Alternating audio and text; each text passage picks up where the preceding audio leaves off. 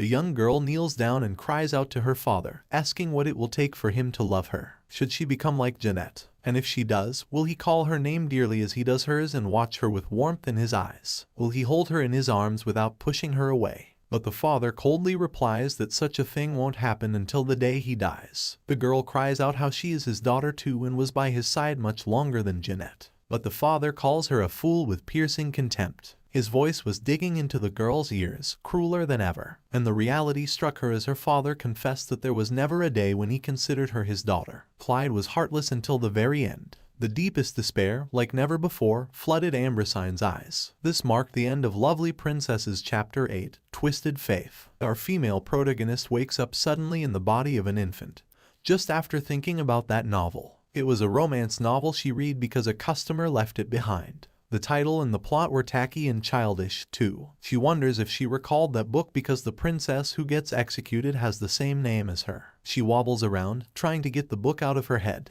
A maid nearby watches her struggle with the rattle and tells her not to be a nuisance. She picked it up from the ground and gave it back to Ambrosine without even wiping it. This makes Ambrosine wonder if she is belittling her for being an outcast of a princess. She continues fussing, to which the maid lays her down and goes away. Ambrosine still hasn't gotten used to her small figure. She went to sleep after taking some sleeping pills, and she woke up to all this. And to top it off, she is a princess. The maid soon comes back and gives her the rattle back, saying they don't have the budget to give her more toys. She also tells Ambrosine that she won't coddle her if she starts crying, as she's busy right now. Ambrosine notices how rude she is, but she guesses not every princess is treated as one. After being an orphan in her previous life, it was nice to be reborn as a princess. But why did she have to be a princess that everyone hates? Ambrosine's father in this world was a real psycho. She even gets goosebumps whenever she thinks of his cruelty. According to what she overheard from the maids talking, this ruby palace that she's currently living in was originally where the emperor's concubines lived. In short, the emperor's harem. Or so it was until the day Ambrosine was born, when the emperor killed everyone in the Ruby Palace. Her mother was a dancer who was invited to the royal banquet. She drew the emperor's attention and was deflowered by him. But then she was forgotten and died, leaving an infant behind, who was Ambrosine. Since then, the emperor has cast Ambrosine aside too, his baby girl. So, she was raised by the wind rocking her cradle, the maids of the Ruby Palace. To Ambrosine, the man seemed like a dirtbag, leaving a baby like her here where he committed such a cruel massacre. Since hearing that story, Ambrosine has been having nightmares every night. But what scares her even more is the emperor, whom she has never even met yet. Despite being born a princess, Ambrosine was unlucky. She worries about him going cuckoo again and killing her. The name Ambrosine got in this life was given to her by her birth mother, the undying Ambrosine. It was quite an extravagant name for an outcast like her. It's the same name as the ill-fated princess in that romance novel she read, Lovely Princess. Ambrosine, whose name means immortality, is supposed to mean her mother wanted her to live a long and prosperous life in the emperor's care. Unfortunately, Ambrosine from the novel faces a tragic death at the age of 18. And by her father, the emperor himself, no less. Moreover, the maids of Ruby Palace belittle her as an outcast, probably because the emperor never came to see her. Only Lily is worried about her. But Ambrosine wasn't resentful. Rather, her goal is to stay a forgotten princess, out of her father's sight, for as long as she can. She'd be set for life if she ran off with some ornaments from this room, so she hopes the emperor forgets about her. A maid exclaims how His Majesty doesn't even think of Ambrosine. But she's surrounded by such luxuries. Ambrosine agrees because, no matter how bad she gets it, it's still the life of a princess. She is going to grow big and strong, steal some gold, and run off. But first, she must try getting out of the crib. Soon, Ambrosine could crawl around the carpet with ease. She crawls around, looking for gold. Thinking the princess likes sparkly things, she agrees to bring her a new one. The palace itself was luxurious, but due to the dwindling budget, she never got much to herself. Ambrosine's day in the Ruby Palace was peaceful. She was nervous at first, but when she didn't hear from the emperor for months, she thought he really must have forgotten about her. Even those who were always on their toes seemed to be at ease now. But with time, Ambrosine begins to notice some trinkets disappearing from her room. One day, Lily reads to Ambrosine about sorcerers. The sorcerer of the tower has the strongest powers among all the sorcerers in existence. The idea of sorcerers in this fantasy world excites Ambrosine. Lily continues reading that the sorcerer of the tower was so powerful that he could easily bring an empire to ruins. For that reason, they freeze their own hearts because such powers could be used for trivial things if passion overcame reason and emotion overcame rationality. There are theories that the sorcerer from the tower destroyed the kingdom before their Obelian empire. Ambrosine sees a man's picture in the book and points to it. Lily reveals it's her father, and Ambrosine begins smacking the book to where that damned blonde bloke was. The current emperor of the Obelian Empire is the hero who brought an end to the tyrannical, devil-worshipping king before him. But Ambrosine only sees him as a scumbag. Her father, His Majesty Claude de Alger Obelia. As soon as Ambrosine hears the name, she is dumbfounded. The emperor's name was the same as the emperor in that book. Plus, she has the same full name as the princess from that book. Ambrosine gets shivers down her spine. She tries recalling the novel's contents. Lovely Princess is a romance fantasy novel that was a big hit online. As the title suggests, there are lovely princesses in the book. Among the two princesses of the Obelian Empire, the protagonist is the second princess, Jeanette. The princess is a beautiful lady with an angelic heart, and she is beloved not only by her nation but by the whole continent. And among those who adored Jeanette was her father, Emperor Claude. To his people, he is praised as a hero and a savior of the nation. But in truth, he is a heartless man who killed his elder brother, the proper heir, and sat himself upon the throne. Jeanette was the kind of person who could melt the heart of even a cold-blooded man like him. Claude only learned of Jeanette's existence when she turned 14. Her mother was Claude's fiancée. After enraging him and losing her place as the bride-to-be, she died while giving birth to Jeanette. Jeanette's aunt tried to protect her niece from Claude by hiding her away in the care of the Alpheus family. After realizing her existence, Claude is cold towards Jeanette at first. However, the princess eventually managed to melt the cold, icy fort that was Claude. Supported by her father, the emperor, she was married to Prince Alpheus, the best man in the empire fit to be a husband, and lived happily ever after. To Ambrosine, the whole plotline was cheesy, and she wonders what happened to the first princess, Ambrosine. She was the firstborn and the same age as Jeanette. Ambrosine's existence was announced to Claude the moment she was born. But he leaves the child in the palace for concubines, due to which Ambrosine grows up to be a fragile princess, always on edge. The first time she ever sees her father is on her 9th birthday. Led by the lights and the noise of the banquet, Ambrosine leaves the Ruby Palace late that night, where she meets Claude in the garden of the Emperor's palace. But of course, Claude turns away and leaves, uninterested. But to a girl like Ambrosine, who's never received any affection,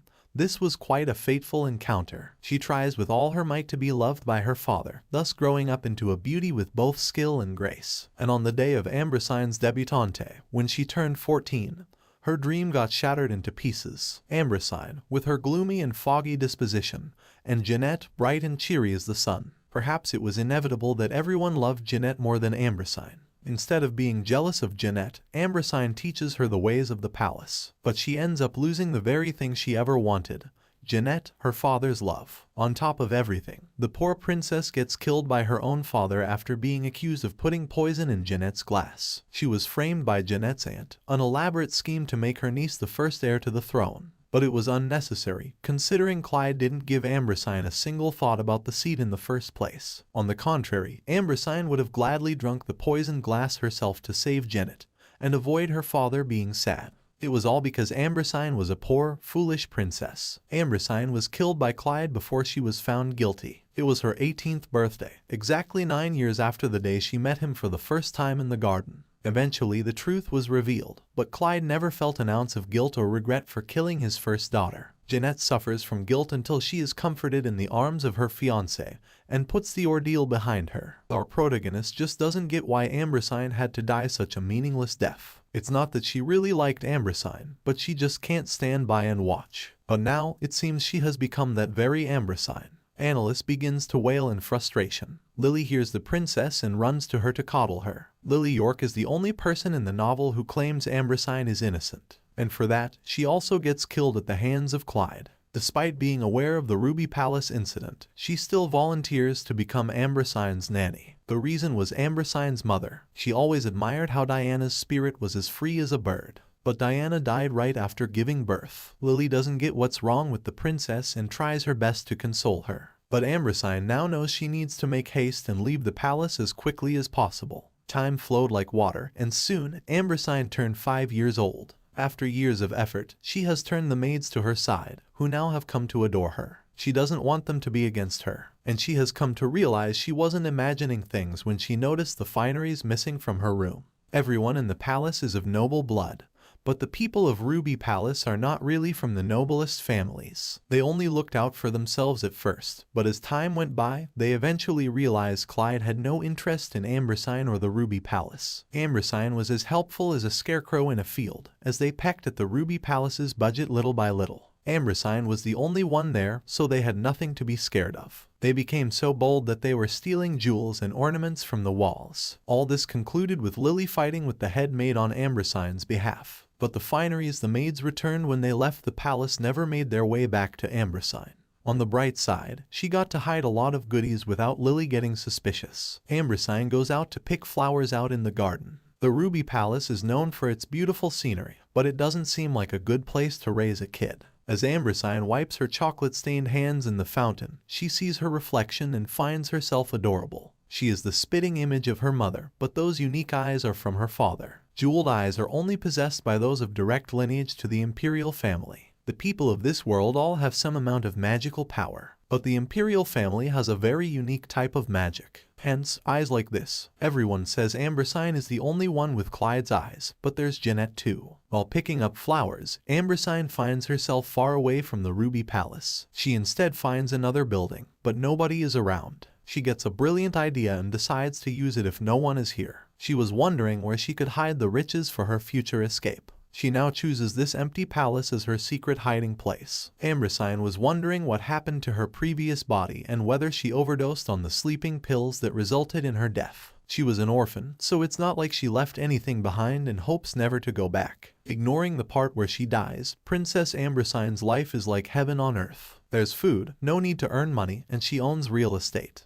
And maybe it's because she was reborn, but learning the language wasn't difficult either. This world doesn't seem to teach reading and writing at an early age. So, when Ambersine wrote down some letters, she was praised as an intellectual, and thus came forth her early education. While Lily leaves her the next time to get some milk for her, Ambersine takes the opportunity to take out her riches from under the bed. She then struggles to bind them to her little legs. She had heard the whole palace would be cleaned soon, so she couldn't afford to lose her pretties. It's heavy, but she has no choice and has decided to go back and forth a few times like this. After Lily puts her to bed for a nap and leaves, Ambersine discreetly sneaks out without anyone noticing. She pants as she dashes towards her secret hideout. She knew hiding it inside the building would be troublesome, so she decided to hide it under a tree. However, she doesn't have anything to dig with, and if she gets caught with dirty hands, Lily will find out. She then decides to keep the stash hidden and come back tomorrow to bury it. She could ask Hannah for a toy shovel, too. Ambersine runs back at full speed and makes it too bad, puffing frantically before Lily can enter her room. Lily notices how she is sweating, to which Ambersine says the room is hot. Lily observes how summer has arrived and decides to put up the curtains tomorrow. After that, Ambersine ran out of the Ruby Palace a few more times, once every few days,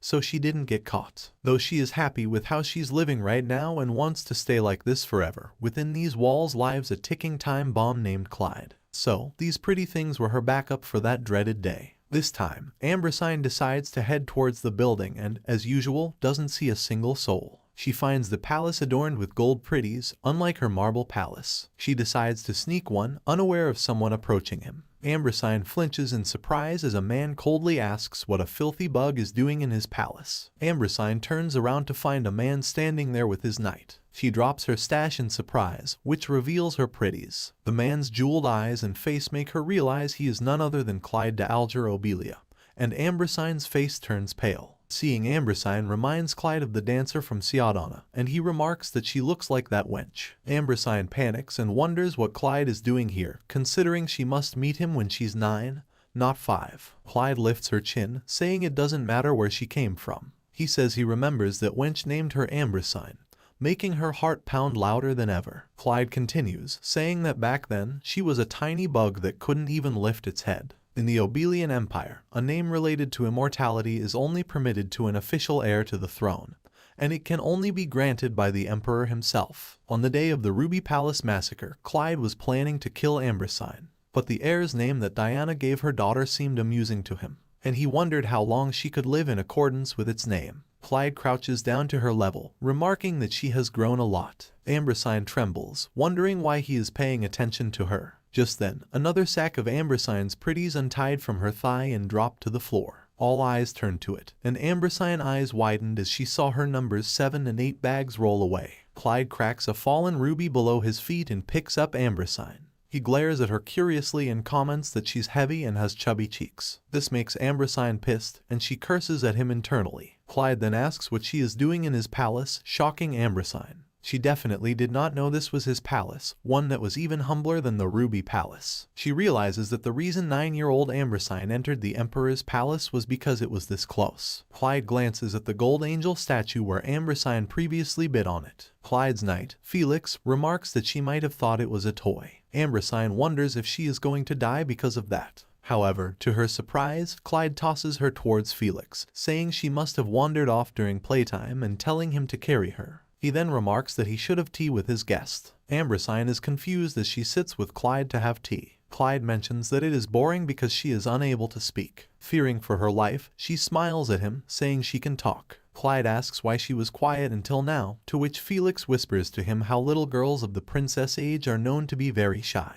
Claude makes Felix leave and turns to stare at Ambrosine. He mutters how Ambrosine's mother must have been ripped to shreds if she were alive for giving such a name to her daughter. It was because it was something that even Claude, the emperor, couldn't receive. Obelian emperors are granted names that mean eternity or immortality. The manes are given to the official first heir to the throne. Therefore, Claude, who is not the empress' son, could take the throne by force by killing his brother, but he would never be granted the name of an emperor. So there is a good chance Claude may feel frustrated by her name and kill her. But Ambrosine has zero interest in the throne. Claude asks her to eat, saying that if she doesn't, he will have no choice but to punish the cook. Ambrosine trembles and begins eating despite feeling nauseous. She forcefully smiles, saying it's yummy. She just wants to go back, scared of the devil before her. Claude asks who taught her manners, and she reveals Lily. She becomes startled as Claude reveals he knows Lily York. 5 years ago, she stepped in front of him, requesting that she be allowed to take care of her. And so, the only 2 people who survived after getting in his way were Ambrosine's mother and that wench. But Ambrosine doesn't respond and quietly eats. Claude then asks if she knows who he is, making Ambrosine tremble in fear.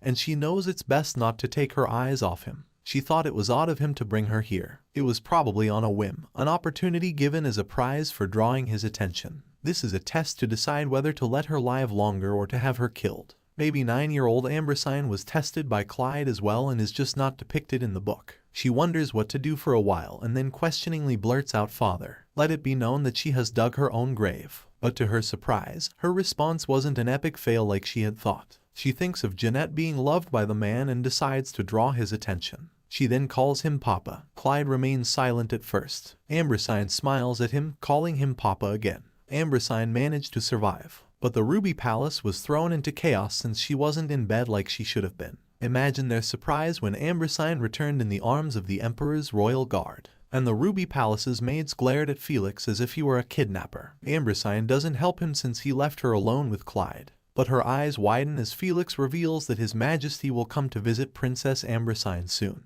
Even the maids of the palace were shocked yet happy. As soon as Felix leaves, she empties out her stomach from all the piled-up anxiety. Her plan of not getting noticed by Claude and living inside the Ruby Palace until she dies has now officially failed. She was too naive and thought everything would be fine as long as she was careful. Ruby Palace is supposed to house concubines, not the Empress, which makes it odd that it is so close to the Emperor's place. Ambrosine's plan to save enough money to escape the palace before turning 18 was, however, still in the realm of possibility. And Plan C was to continue playing cute to steal Claude's heart. But that seemed impossible. Ambrosine already knows what happens, according to the book. Maybe being daddy's little girl is pushing it, but she might be able to get close enough to him so that Claude won't want to murder her. Plus, he did let her go after hearing her blurt out Papa. She kicks the sheets in bed as embarrassment from the cheesiness looms over her. Eventually, Ambrosine decided to carry out both Plan B and Plan C. The shame and embarrassment she will suffer from will be an investment in her future. The next time Ambrosine goes to the Emperor's palace is with Lily. As they greet Claude, he remarks that he hasn't been able to pay enough attention to his one and only daughter due to his duties at the court. But he gives credit to Lily for helping Ambrosine grow into a healthy child.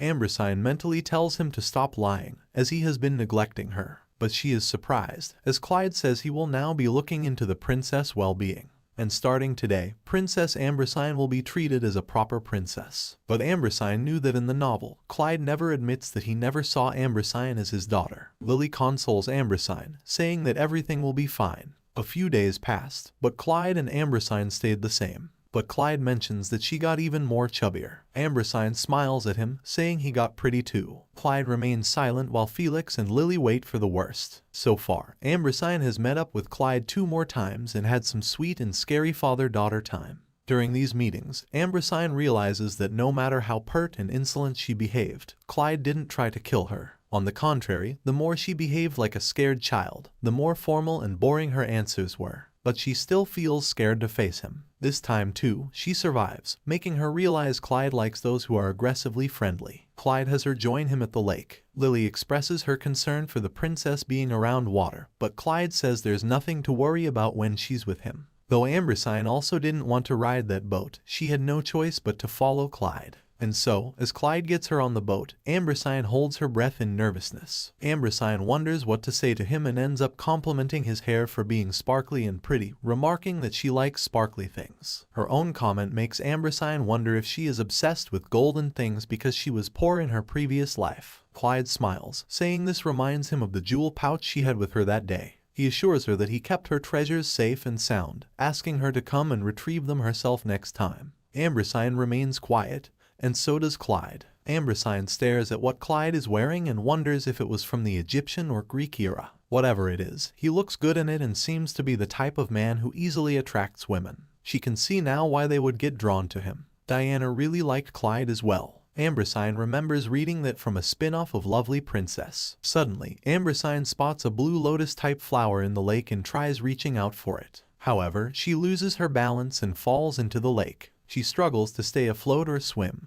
and she asks for help. However, she halts as she sees Claude stare at her. This makes her realize he won't save her, no matter what. He's going to watch her drown like this quietly. Even so, she wonders if he isn't being too much of a jerk. She is soon brought out by him. Claude then asks Felix to teach Ambrosine how to swim, as it would be a shame if an emperor's daughter drowned to death in a mere lake. On the other hand, Ambrosine fell ill and mentally cursed her psychopath father. How could he have such a look on his face when a 5-year-old kid has fallen into the water? She decides to execute Plan B as soon as possible, as it now seems impossible to win the heart of someone that horrible. As Ambrosine craves chocolate and goes to the kitchen, she is suddenly approached by Lily, who informs her that her presence is requested. Reaching the palace's entrance, several maids greet her. Even Felix kneels in respect, introducing himself as her temporary royal guard from today. He reveals how His Majesty intends to cherish the princess and treat her well. It turns out that Claude switched out the old maids who are already working in a different palace, which makes Ambrosine upset. These new maids will be indifferent to her charms, and all her hard work has been tossed away. She, however, turns more upset as Felix happily reveals His Majesty's desire to spend time with her at dinner. But for Ambrosine, it's much easier to die and be reborn again. According to Felix, the lotuses at the center of the lake are magical, monstrous creatures that lure people into the water to steal their energy. As Felix brings Ambrosine to the dining hall, Ambrosine asks the mister why there aren't ladies or knights in Papa's palace. Felix responds that there is no one in waiting because he prefers to do everything himself. And the reason there are no knights on guard is because there is no need. He then tells her to call him casually. As Claude doesn't respond to Felix after he calls out to him, he thinks His Majesty must be in bed. Though Ambrosine was annoyed, she was glad to go back. But Felix suggests she go in, as His Majesty will be pleased to be woken up by her. He leads her in and then waits for her outside, unaware of how scared of death Ambrosine is. Ambrosine looks around and finds the room to be unusually plain. But there was one thing that caught her eye, a gold painting. Moreover, all the paintings on the walls were gold. She also paints a portrait of a woman, and Ambrosine recognizes her. She then turns her attention to the sleeping figure of Claude. He really did look like a prince from a fairy tale while sleeping. As he doesn't wake up, Ambrosine wonders if she should give him a little wake-up punch. However, a chocolate piece slips from her hand and falls on Claude's face, waking him up. Ambrosine tries her best to make Claude fall asleep. She instinctively begins to sing a lullaby to him that Lily does to her, "Sleep tight. The moon smiles down on you. Goodbye to the day. The baby smiles at the stars, too. Tomorrow will bring a brighter morrow. So, dream a pretty dream and sleep tight, my child." Clyde asks what song it was, and she replies that it's a song to say bye-bye to bad dreams. She then beams at him, wishing him a good morning. He says it isn't morning, to which she says good evening. He asks if Felix sent her in and gets up, sighing. He then decides to let them know to prepare their dinner here while Ambrosine averts her eyes. At dinner, Ambrosine struggles to eat with cutlery, so Clyde decides to send someone to the palace to teach her more etiquette. Plus, he explains that those she's learning from have no class, so it's time she receives proper lessons. She feigns a smile, promising to do her best. For the rest of the dinner, Clyde continues staring at her, making her nervous. At night, Ambrosine wishes to hear a lullaby from Lily. Lily sings to her, "When the night sneaks in, pick some flowers for my sake." The pretty stars smile, saying goodbye to the day. "Tomorrow will bring a brighter morrow. So, dream a pretty dream. Bye for now and sleep tight, my child." It was as Ambrosine expected. She doesn't compare to Lily's singing skills. On the other hand, Clyde ponders how Ambrosine is brazen like her mother. Felix remarks that Lady Diana was definitely the type to leave a lasting impression on anyone. Clyde says it would have been a year longer, and he would have forgotten the wench's face. Felix doesn't respond and rather shifts the topic, asking if Princess Ambrosine isn't truly lovely. But Clyde remarks that he lost such emotions a long time ago and asks Felix to leave him. Felix leaves and ponders. Though His Majesty may say such things, he is certain there's still some left. And someday, he, too, will bathe in that bright light. A month passed by. Clyde changed his tea time with Ambrosine to the early morning.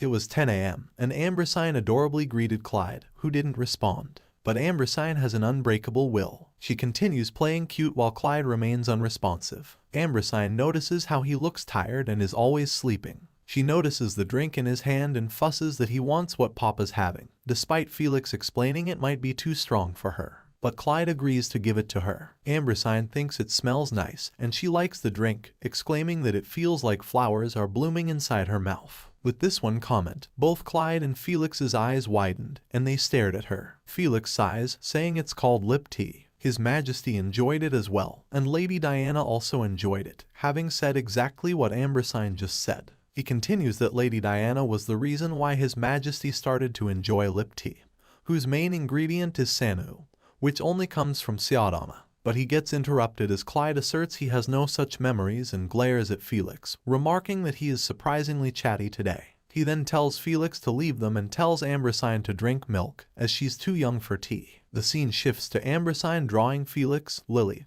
and then herself and the Emperor. She then begins to draw her mother after asking Lily what she looks like. Lily hides her sadness and responds that she looks exactly like Ambrosine does. In The Lovely Princess, she was described as a beauty one couldn't take their eyes off of. Ambrosine wonders just how pretty she was, even Clyde fell for her. She abruptly says that she wants to see her mother, after which a heavy silence ensues. This makes her realize she just said it out loud. Since that day, both Lily and Felix have been worried about Ambrosine all the time. This made her uncomfortable, and she wished they wouldn't be like that. She overheard Felix say to Lily that there are no memorial stones with recordings of Lady Diana in the palace. A memorial stone is a stone that holds up to 30 seconds of recording. Ambrosine has been sensing this for a while now, but Felix is oddly kind towards Diana. Even Claude's reaction back then didn't feel right. She then overhears Felix saying that he will ask His Majesty to use his ability to pass on his memory directly to his daughter. But she knew it was too much of a risk to ask Clyde. She interjects at the moment, telling them not to talk about her mom with Papa, as he hates talking about her. And what if she says she wants to talk to Mommy and Papa hates her too? And with that, things got worse, and their worry grew even more. Felix assures and swears in his name that His Majesty does not hate her or Lady Diana.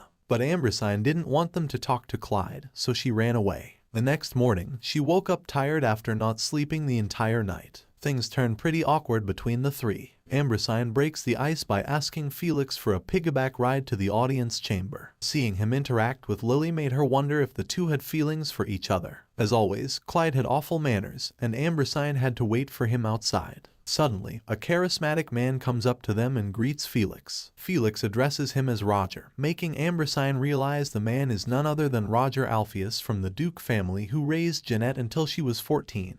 And was also the father of the love interest of Aegil Alpheus. Roger Alpheus was quite an ambitious man, and he lived a very successful life with Jeanette. He greets Ambrosine after taking note of her, who calls her Mr. White, remarking that he looks like a white dog. She offers him candy too, But when he reaches for it, she pulls her hand away while Felix holds back his laughter. They then leave to meet Clyde, and Ambersine waves Roger goodbye. They greet Clyde, and when Felix reveals how they met Sir Roger outside, Ambersine says that he looks like a white dog. This makes Clyde smile, but he hides it. Ambersine runs to Clyde and is mesmerized to see the gold throne he sits on. Felix suggests that Sir Roger's son be Ambersine's friend since they are of the same age. But Clyde says he hates noise, and it's unpleasant to even think about two kids running around the palace. It was too bad since Ambersine was curious about Eichkiel. He was 2 or 3 years older than Jeanette. She gets cut off from her thoughts as Clyde picks her up in an odd position and comments on how heavy she is. He then places her on his bed in the area behind the throne room, saying he is tired now. Clyde lies down and asks Ambersine to sing the lullaby from last time.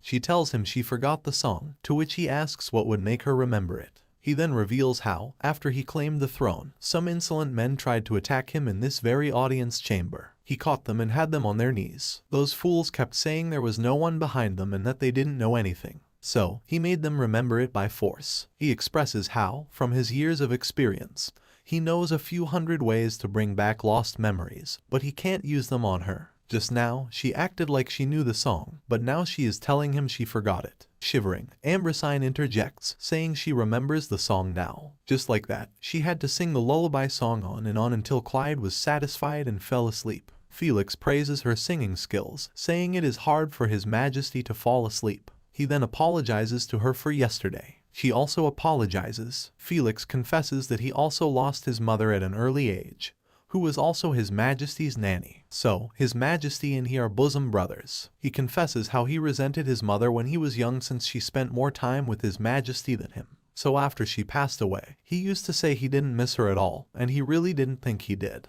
He also didn't feel her absence very much because she didn't spend that much time with him when she was alive. But one day, by chance, he was staring at a handkerchief and noticed the embroidery of his name done by his mother on it. Unbelievably, he started to get tears in his eyes. This made him realize that, though he had no memories of her, she was still his one and only mother. Ambersine ponders and wonders if she can really relate to this personal story as an orphan. But if she were really Ambersine, not even knowing her mother's face, she would be treated at Ruby Palace, finally meeting the father she'd always dreamt of. If she were her, she would want to see her mother. But she assures Felix that despite that, she can sing Papa a lullaby, so she doesn't cry. Felix asks if she has a wish. Mentally, Ambersine thinks of how her wish is for Clyde not to kill her on her 18th birthday. She tells Felix she wants Papa to like her lots and lots, making him chuckle. Soon Ambersine feels drowsy and falls asleep, while Felix wishes her wish to come true. Ambersine dreams of a pretty-looking woman and wishes for her not to go. Clyde watches her sleep and talks in her sleep.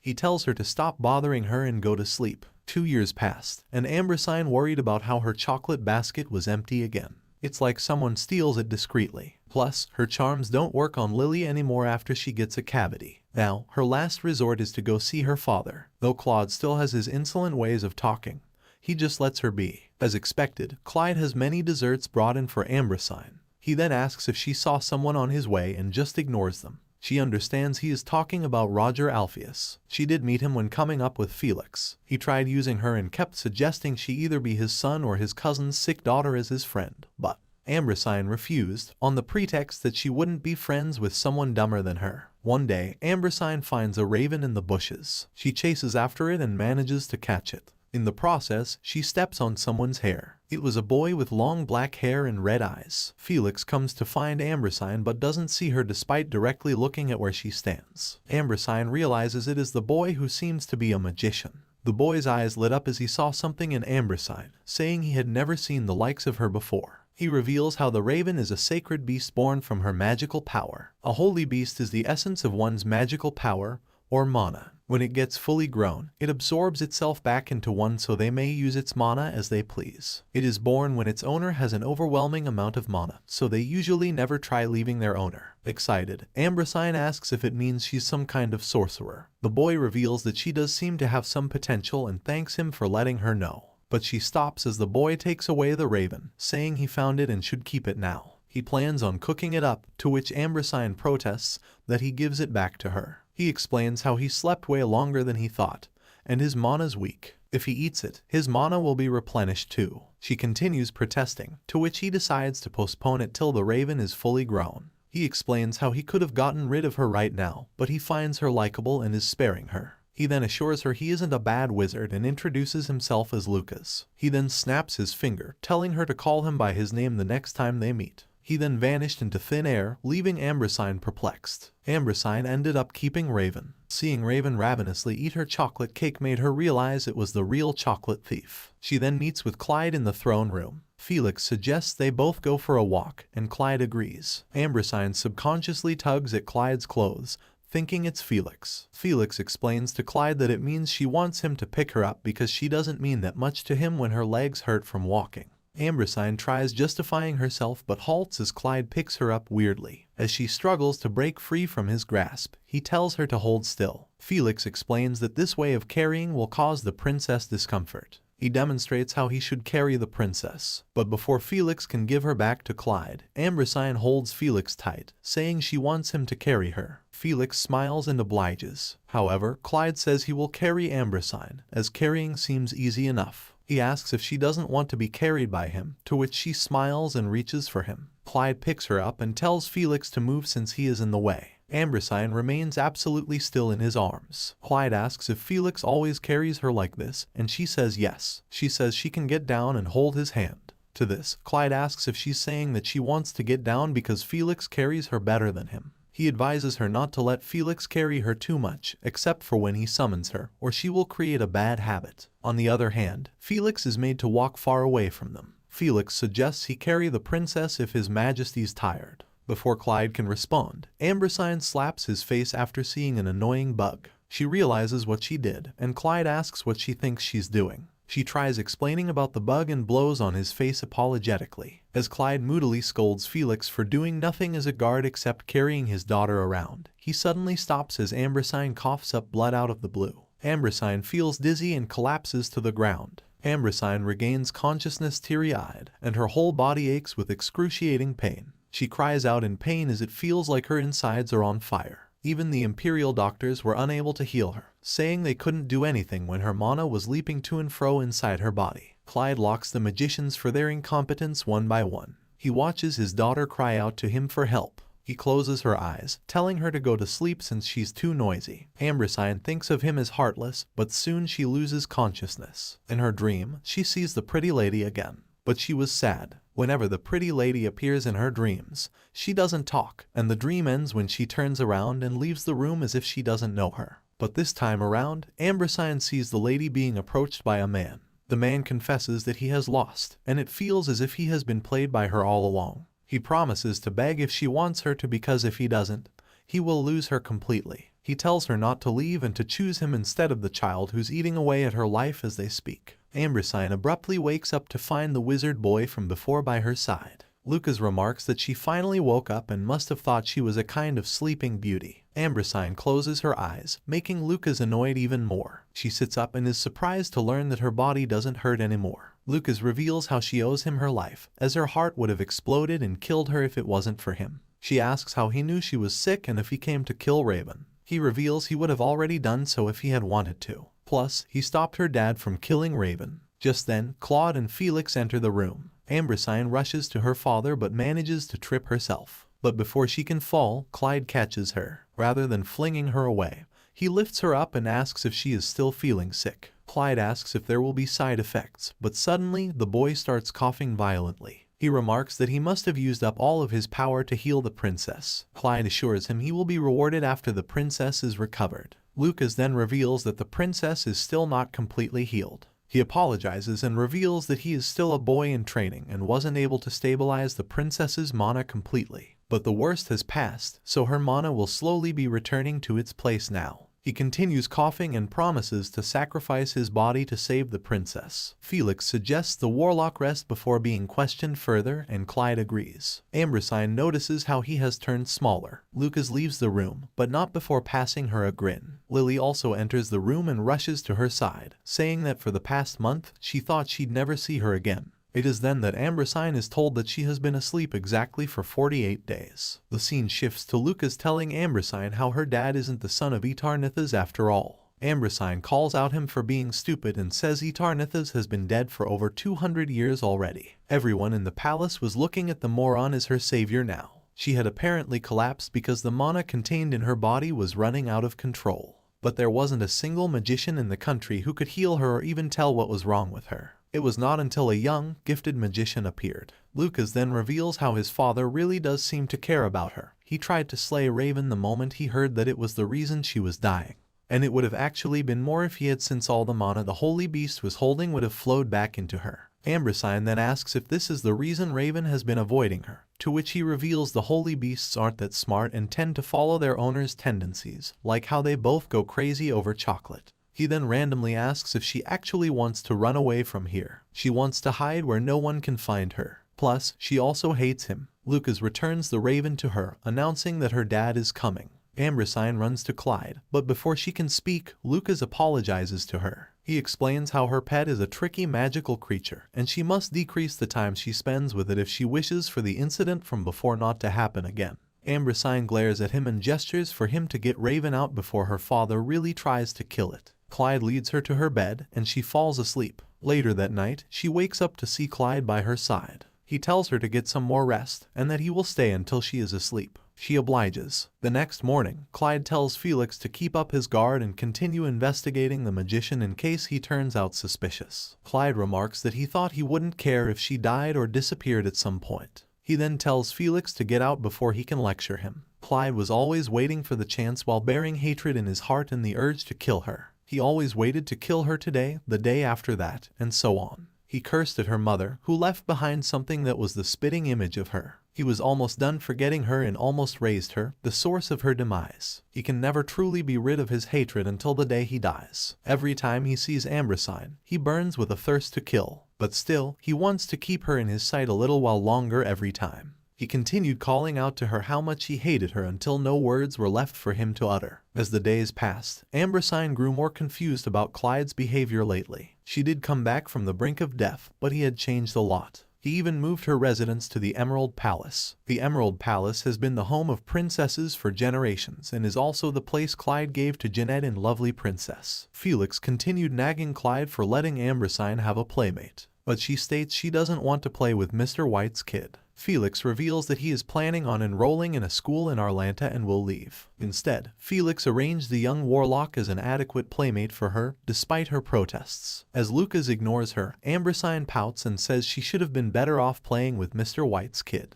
It is then that Lucas flicks his fingers, telling her to do just that. Suddenly, Ambrosine finds herself in the air and falling down. She falls for a boy, and by his appearance, he seems Ijkil. Ijkil remarks that she's an angel. But before he can ask how she fell, Roger begins looking for his son. Ambrosine quickly hides herself as Ijkil converses with his father, revealing he had been looking for Jeanette, who must have gotten upset since he left and ran away. After Roger goes away, Ijkil turns to Ambrosine and apologizes for not catching her properly. He asks if she is hurt, to which she says angels don't get hurt by things like this and tells him to keep his distance, not wanting to show him her eyes. Ijkil agrees and sits near her, asking how she ended up here. She says it's a secret, making Ijkil chuckle. As Ambrosine asks him about the girl Jeanette he was just looking for and they converse, Ambrosine is abruptly transferred back to her room. She sees Lucas and punches him without hesitation. Dumbfounded, Lucas remarks that she is the first person to hit her. He turns quiet as Ambrosine makes him promise not to do something like that again. She turns to do her homework, telling him to get back to his history books and not disturb her. Lucas says they are no fun since they are full of lies, especially about the magician of the tower. And if he nitpicked everything, there'd be no end. He explains how they ridiculously wrote that the magician of the tower tore down the old kingdom of Obelia's corruption and purified everything. He just smacked them once because they were being stupid. Also, the part about how the magician fell for Etarnithas, became his henchman, and then hid in despair after his death. Plus, about how the magician of the tower hid himself after becoming hideous by accident. All were blatant lies and made-up stories. He proudly reveals how the magician of the tower has always been, consistently, the best-looking person of all. This makes Ambrosine wonder why he's getting so worked up as well as about the beauty mark under his eye. One day, Ambrosine asks Lucas to bring her to Alpheus Palace once again and also change her eyes. Lucas changes her eye color to red and sends her in a rather undignified way, much to her annoyance. Ijkil sees her and helps her up. He pats down her dress to remove the fireplace ashes and welcomes her, expressing how worried he was when she suddenly disappeared before. Since Ambrosine didn't get the chance to say goodbye, she came back again. Alger then asks if the reason she came here was to meet him. When she replies in the affirmative, he turns embarrassed and shy. She tests his knowledge on different subjects, and to her shock, he knows a lot, even on subjects above the elementary level. He truly was the male lead. They get interrupted as Jeanette appears at the door, asking her big brother to go to the greenhouse with him. Ambrosine motions for Alger to go, which he does, telling her to wait for him. As Ambrosine watches them go, suddenly, Lucas suddenly appears behind her, asking if the girl is a chimera. This takes Ambrosine aback, who asks what he is doing here. He responds that he came to see who she wanted to be friends with so badly and asked if that girl was a chimera. He then suggests they go after them. As Lucas observes Jeanette, he finds her odd. Her mana waves are not that of a pure imperial bloodline.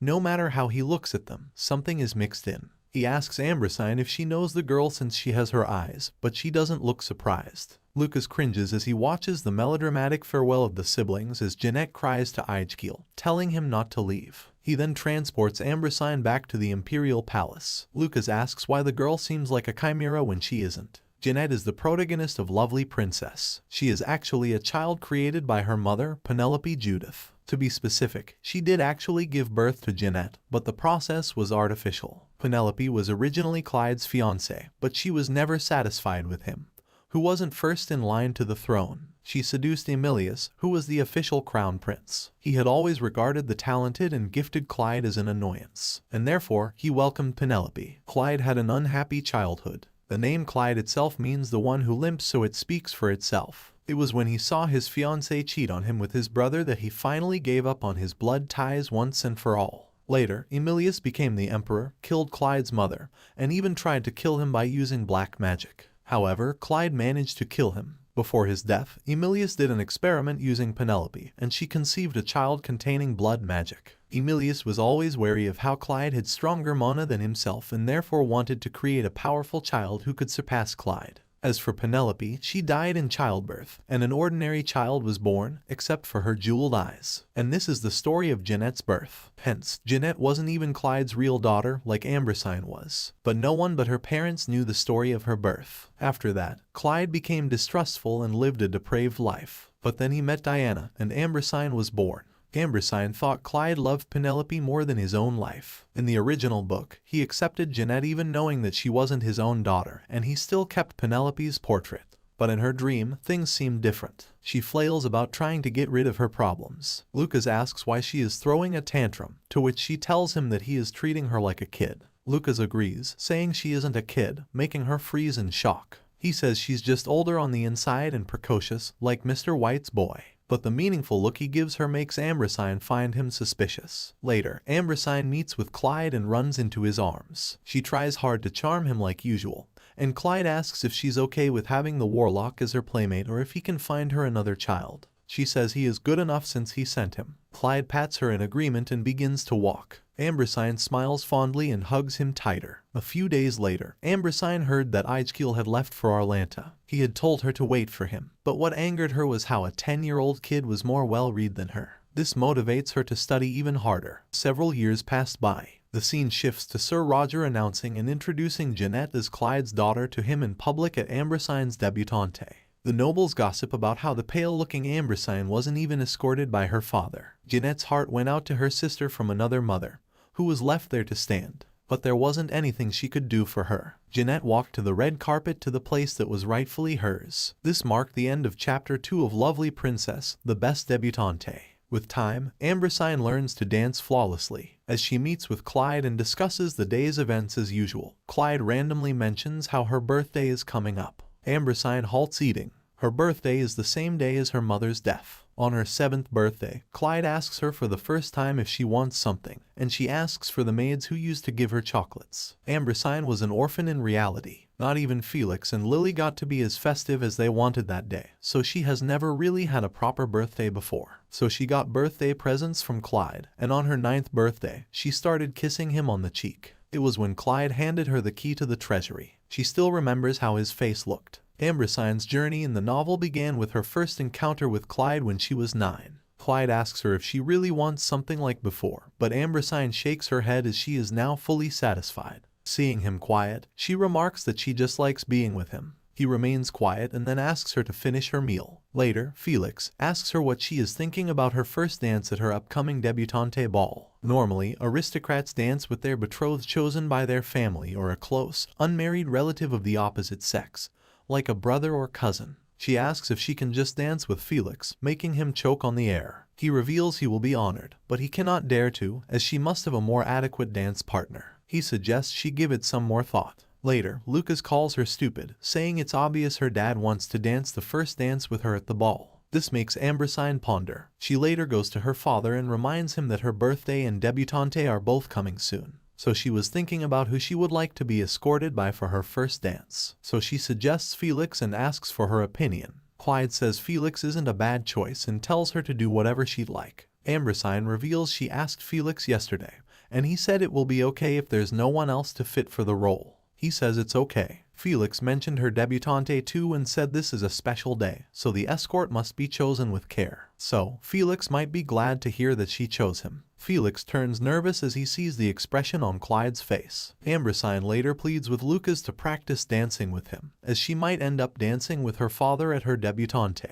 The problem is his height difference, and she wants Lucas to turn in his grown-up form so she can practice with him. Instead, he gives her a dummy to practice with. After becoming tired, Ambrosine falls to the floor. She mentions how Aegil feels after graduating early from the Academy of Arlanta. It's been 6 years, and Ambrosine wonders how much he's grown. Lucas suggests she just go see for herself, and he transports her there. As usual, he is a scumbag and makes her fall from the air once again. However, this time, Aegil catches her as if waiting for her. He remarks that she still surprises him every time they meet and confesses how he misses Lady Angel. She asks to be put down, and he obliges. As they hear Jeanette's voice, Aegil pardons in advance and leads Ambrosine away. He leads her to his secret garden, revealing that this is where he comes when he wants to be alone. He then confesses how, up until that day 6 years ago, when he left for Arlanta, he went every day to the place where he met her for the first time. And after that, every 6 months, he returned to Obelia, even then and to this day. She asks why, since it was just a brief encounter, and he says he wonders why. And before he can say anything further, Lucas has Ambrosine transported back home. She tells him off, but he interjects, saying he doesn't know why he feels this awful. He then vanishes, confusing Ambrosine. Later, Ambrosine thinks of how it makes sense that Aegil has feelings for her since she looks like her beautiful mother. At first, she thought she was just imagining things, but it's hard not to notice when he acts like that. She wonders if the story changed because Lucas sent her flying at Aegil 6 years ago, and if it's okay for the novel to be rewritten this way. Well, a super pretty girl fell on him from the sky, and she must be his first love. Still, Jeanette is the protagonist, so he must not be serious about her. She pushes her thoughts aside, deciding to think about this again after her debutante. Later, Ambrosine expresses her worries to Clyde about messing up her debutante. Clyde assures her she can make mistakes, and if she does, it would be Felix's fault for not taking better care of her. She says someone might say some things about her. Clyde says that it should be the last thing they ever say. He tells her not to think too much, just dance outside for the sake of formality, and get out of there. Ambrosine then reveals she was hoping to make her entrance holding his hand that day. She wants her first dance with him too, and she wants him to be the first to congratulate her on her debut as a 14-year-old. But she feigns sadness, asking if she doesn't really like those kinds of things. That is why she asked Felix, despite wanting to go with him. Clyde hums and says that if she wants it that badly, then there's nothing he can do. Ambrosine hugs him immediately, expressing how happy she is. On the other hand, Felix cries in relief and thanks the princess for saving him. This makes her wonder just how much Clyde tortured him. It is soon the day of her 14th birthday. She gets gifts from maids, and Felix and Lily do their best to make her happy the whole day. After Lily tucks in for the night, Ambrosine ponders over how she had high hopes this time. Clyde didn't come to her 14th birthday either. It feels strange every time. It's not that she is sad because Daddy didn't make it. It's just that it makes Clyde feel like a normal person. It's good for her survival, though, that Clyde has a human side to him. She gets interrupted by her thoughts as Lucas enters the room through the window. He has been coming to see her for the past 6 years. She suggests they go see Raven as her birthday gift, and he annoyingly agrees. She plays with Raven while Lucas watches, after which he forces her to go to bed. Finally, the day of the debutante ball arrived. Lily woke her up at the crack of dawn, and Ambrosine was surrounded by her maids, who helped her get ready for the big day ahead. Their worries made her realize she's been taking the debutante way too lightly. Ambrosine is soon done getting ready, and the maids are awestruck by her beauty. They also fixed the tiara on her, and Ambrosine couldn't help but think of how insanely pretty she looked. Lily wished her the best of luck, and she stepped out of the room. Even Felix is startled to see her and compliments her. He guides her out, where Ambrosine gasps as she sees Clyde all dressed up. Clyde looks at Ambrosine, and his eyes widen in surprise. He remarks that she looks like she will be cold, but Ambrosine isn't surprised by his reaction. He reaches out his hand, complimenting her, saying that she looks really pretty today. Ambrosine smiles and takes his hand, thanking him. Reaching the debutante ball, Ambrosine turns nervous as all eyes set on her and Clyde the moment they enter. She has never stood in front of this many people before. She sticks closer to Clyde, who takes note of the situation. He raises his head and glares at the onlookers below. One look brings chills to the crowds, and they respectfully bow their heads. He suggests making their heads down like that until the ceremony is over if that's what she wants.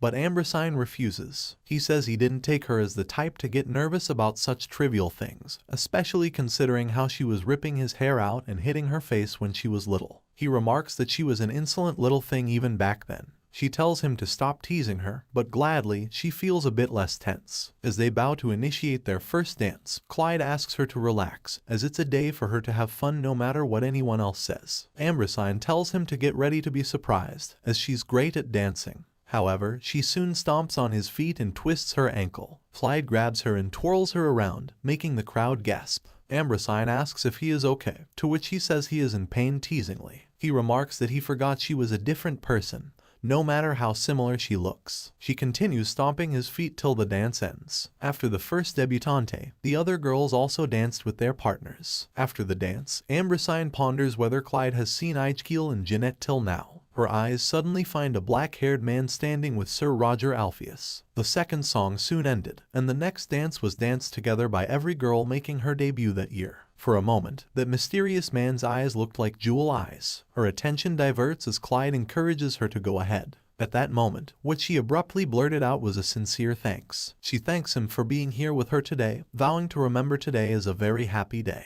These were Ambrosine's true feelings. Even if Clyde no longer sees her as his daughter because of Jeanette, he was the first father she ever had, and she has loved every moment of it. This is the only moment she can say this so truthfully. She then walks away, leaving Clyde astonished. From now on, Ambrosine will have to continue tricking everyone in order to survive. She walks to the dance floor, saying bye to her father. She asks to join the other ladies for permission, which they gladly accept. As they dance, a girl's voice tells Ambrosine that the ribbon on her waist is coming undone. The thought has crossed Ambrosine's mind a few times. Will I be able to recognize the grown-up Jeanette straight away even if no one tells me her name? Now she finally knows the answer. Dazed, she accidentally steps on Jeanette's foot. Ambrosine apologizes and Jeanette volunteers to tie her ribbon. But Ambrosine excuses herself, saying she has lost the dance tempo. As she walks away, she suddenly bumps into another boy. The boy greets her respectfully and says this is the first time he has had the opportunity to introduce himself officially like this. He introduces himself as Eichkiel Alpheus. He asks her for a dance, but Ambrosine is too distracted by her thoughts to dance right. She steps on Eichkiel's feet many times, making her embarrassed, but he assures her that her steps are as light as a feather. She had only practiced one song, thinking she would dance with Clyde only. Plus, dancing with him was awkward because of what he did the last time they met. It's her fault too for falling for him, but why did he have to look so princely and dreamy? Her thoughts are pushed away as Eichkiel randomly remarks that it seems His Majesty cares for his daughter deeply, as his back hurts more than the feet she stepped on. Ambrosine looks behind him to see Clyde shooting daggers with his eyes at Eichkiel. Ambrosine explains that her father is just curious since Sir Roger mentions him a lot, and she confesses how she too has been looking forward to meeting the famous son of the Alpheus family. Ambrosine observes how Eichkiel is acting like those times at the Duke's mansion never happened. It seems he already knew she was the princess. The song ends, and people cheer for them. Eichkiel plants a kiss on her hand and expresses how it was an honor to be able to spend this time with the princess on her special day. He looks forward to their next encounter, addressing her as Lady Angel. Ambrosine remains dumbfounded and frozen in one place as she realizes how he used to be so cute when he was little. Later, Clyde goes away to do some work, while Felix approaches Ambrosine and asks for a dance. Ambrosine agrees. After the dance, Felix turns pale and tells her to accept his apology if he did something to displease her in the past. She tells him that he knew what he was getting into since he saw her step on her dad's foot, shocking Felix. At least he wasn't the only one treated this way. Ambrosine notices Jeanette in the party hall, which means Clyde is on another business. Felix sees her stare in the direction of where the Alpheus family stood. Felix secretly reveals to Ambrosine how His Majesty ordered him a moment ago to guard her with extra care so that no other pests approach her. But he has no choice since it's her day, accepting to be scolded later. He promises to keep an eye on her and nudges her forward. And within a second, a huge crowd surrounds her, introducing themselves and asking her to dance. She was soon tired and found her father, asking if the ball was over yet. He asks why she wants to leave so soon when she has been looking forward to this debutante for too long.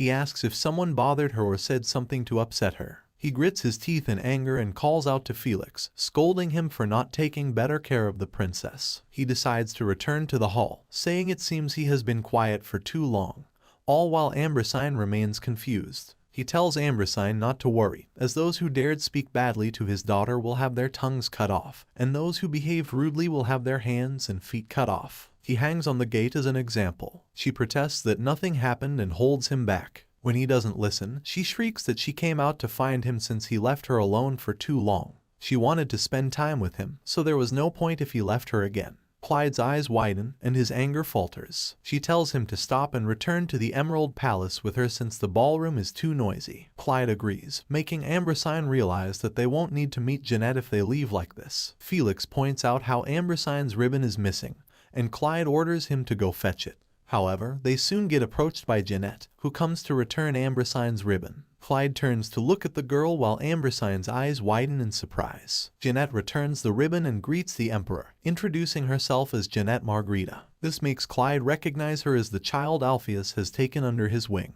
The thought that he knew her makes Jeanette happy. Clyde announces their leave and asks Ambrosine not to lag behind. Outside, Clyde takes the ribbon from Ambrosine and throws it away, telling her not to dirty her hands with it as it has been lying around the floor. And if there's anything else she wishes for, Clyde tells her to say so, as he can give her anything she wants. Ambrosine turns glum and wonders if she is the problem. She keeps calculating and analyzing, but she can't tell what Clyde is thinking. On the other hand, Clyde recalls how Ambrosine said goodbye to him in the ballroom. That expression on her face still makes him ponder deeply. He was then approached by Sir Roger, who talks about how the Emperor greatly loves his daughter and hints at how if His Majesty had more children, he would cherish them just the same. Clyde calls it a useless supposition, as he is sure that won't happen unless this child splits into two. He then hints at Jeanette making acquaintances with the princess, but Clyde shuts him up. Back in the present, as they sit in the carriage, Clyde congratulates Ambrosine on her 14th birthday and her debut. Ambrosine recalls how she told him to do that, making her chuckle. She tells him he's late, as she's already been congratulated on her birthday and debut. Clyde asks if he should then take it back, making Ambrosine laugh even more. Back in her room, Lucas approaches Ambrosine, saying he thought she would be crying and it would be fun. He pokes her head, making Ambrosine feel lighter as he says something smudged onto her. He then forces her to go to bed and sleep. After she's asleep, he stares at her. He had stuck around because it seemed like it would be fun. Plus, she will die if he just leaves her overflowing with mana like this. He wonders if he should just stay a little longer, and he thinks it will be fine. In the meantime, Sir Roger scolds Jeanette for making a move all by herself and showing herself before His Majesty without a plan in mind. Roger feels the situation is getting more and more muddled. On the other hand, Jeanette thinks of how beautiful Ambrosine is, not to mention the Emperor. Roger meets with a man outside who remarks that things are turning out to be rather interesting. But first, he should replenish his mana a bit. Ever since, the debutante, Ambrosine, has been receiving several invitations requesting her presence at parties. She wonders if she can really go to these things and decides to ask her dad. She enters his office, and Clyde tells him to sit down and wait. Ambrosine always thought he was just fooling around, but he does work pretty hard. She sees a little stone statue thing on his desk. Clyde asks if she wants it, but she refuses. He then asks if she wants to say something, but she says he seems busy, so she will head back. But Clyde says he isn't and orders Felix to handle the rest for him. He throws the stone at him, shocking Felix, and he advises him to be careful when handling a national treasure like the royal seal. Ambrosine's eyes widen as she realizes that thing is a royal seal. Ambrosine suggests they go to the lake. They do, and Claude reveals how she fell into the lake when she was young. As she touches the water, he advises her not to get too close to it. She tests him and points to the lotus, saying she wants to look at that flower up close. Claude mentions how she was interested in that when she was little too. Seeing her twinkling eyes, Claude remarks that she has a peculiar taste. He then motions with his finger, and the lotus springs up and comes closer. He says he will keep it under control,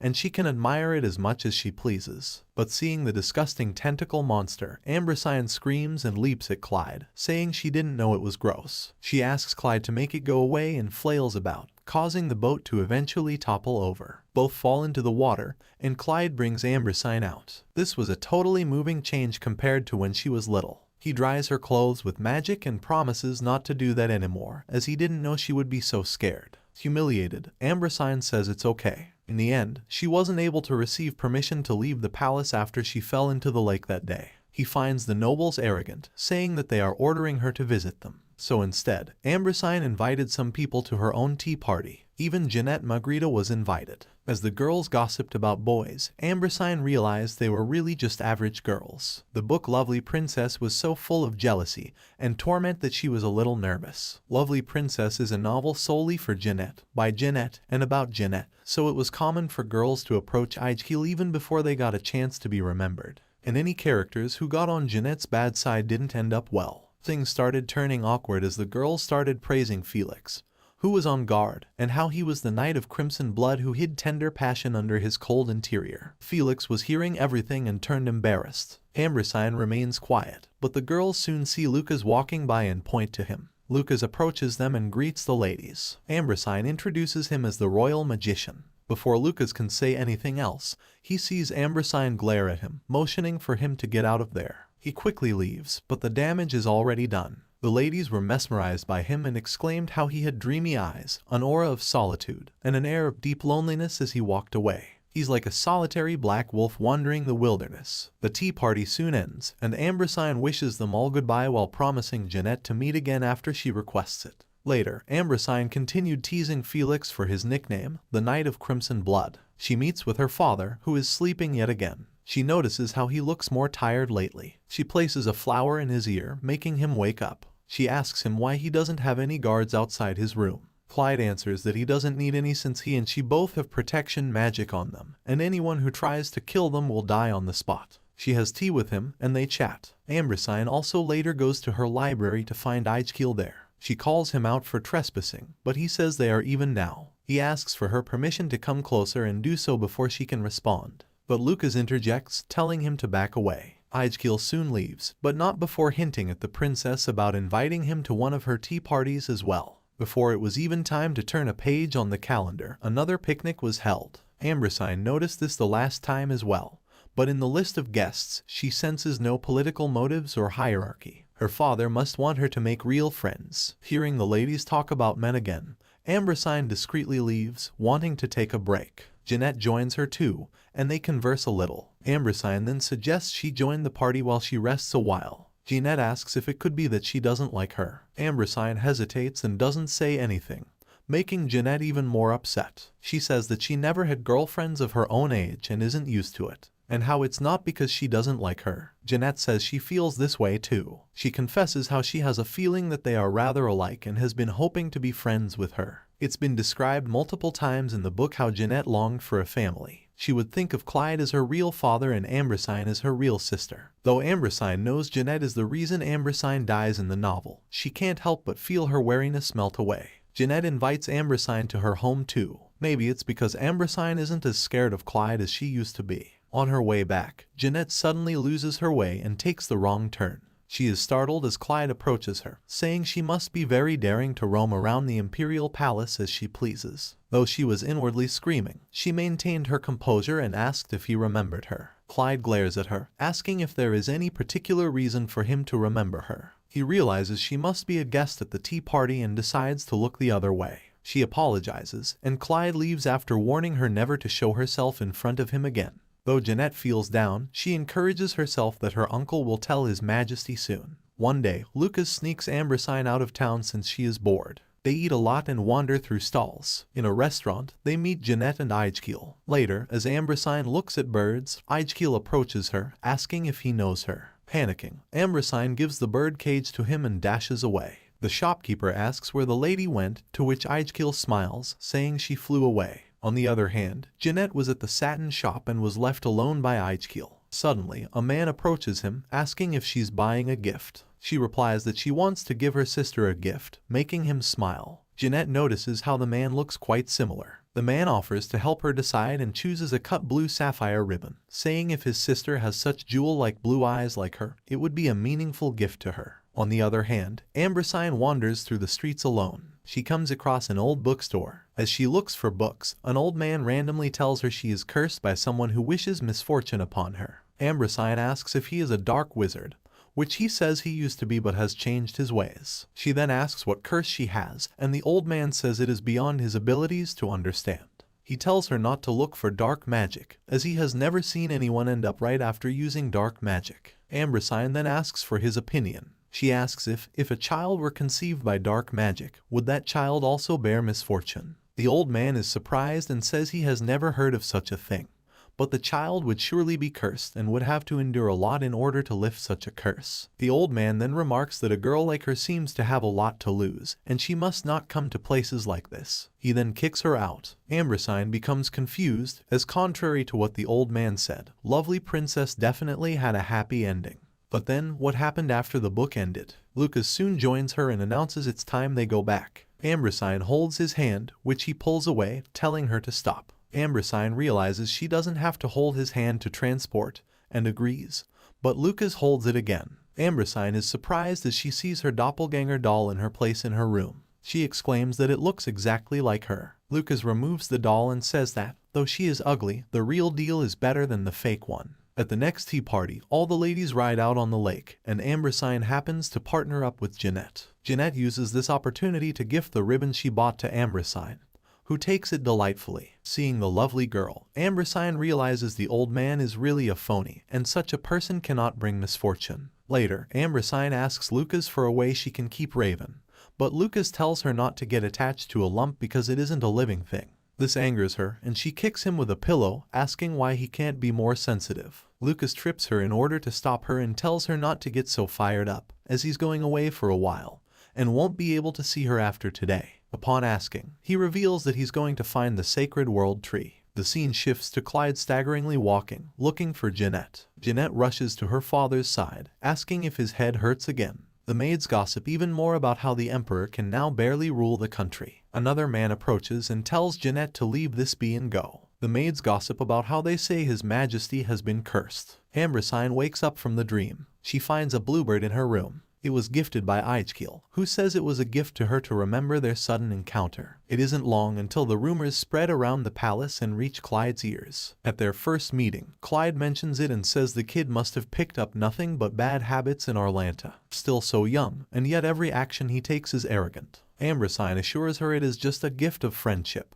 but Clyde believes he has impudent intentions. Felix says it was inevitable that the princess inherited Lady Diana's beauty, and there will soon surely be a flood of lords begging for her affection. And eventually, she will meet a good partner and leave his majesty's side. Clyde tells him to shut up if he wants to continue living and orders him not to show his face while they are having tea. Felix leaves, after which Ambrosine pouts, asking if she really must get married, as she just likes spending time with her dad like this. Clyde says there isn't any law that says she has to get married. Ambrosine agrees, saying she then won't get married and is going to live with him until she becomes an old granny as he's her favorite person. Clyde averts his eyes, saying she says the cheesiest things. He tells her to let him know if the alpheus brat bothers her again, as he will make sure it's the last time. The same goes for the other boys. Ambrosine laughs awkwardly, knowing very well that another gift will lead to someone getting killed. Ambrosine asks Clyde if she really looks like her mother, and he asks why she's asking him that. He then says he doesn't know, since how can he remember the face of someone who died so long ago? Talking about her mom in front of her dad has been taboo, and Ambrosine has been careful about it up until now. But she doesn't feel like Clyde will try to kill her anymore, no matter how bold her words get or how big her mistakes get. She then expresses her wish, saying it's something only he can grant. Later, Ambrosine is with Lucas, who complains about how cheap and useless the bluebird Aegil gave her is. Ambrosine asks how long it will take to find the world tree. Lucas responds that he does know where it is, to which she asks why he waited this long for it. Lucas is off to find the world tree, a tree that bears fruit only once every 500 years. Consuming that fruit can replenish his depleted mana. She suggests he just eat her mana to avoid going through the trouble. Lucas asked if she was just saying that so her mana might not go berserk without him. This irritates her, and she says she just said that because he's her friend, making him ponder. Lucas bids her goodbye after giving her one last mana tune-up. On his journey, Lucas ponders Ambrosine calling him her friend. A flashback of his memory reveals a man pitying him, saying that he alone was born with nothing and would die with nothing. But Lucas no longer believes he has anything.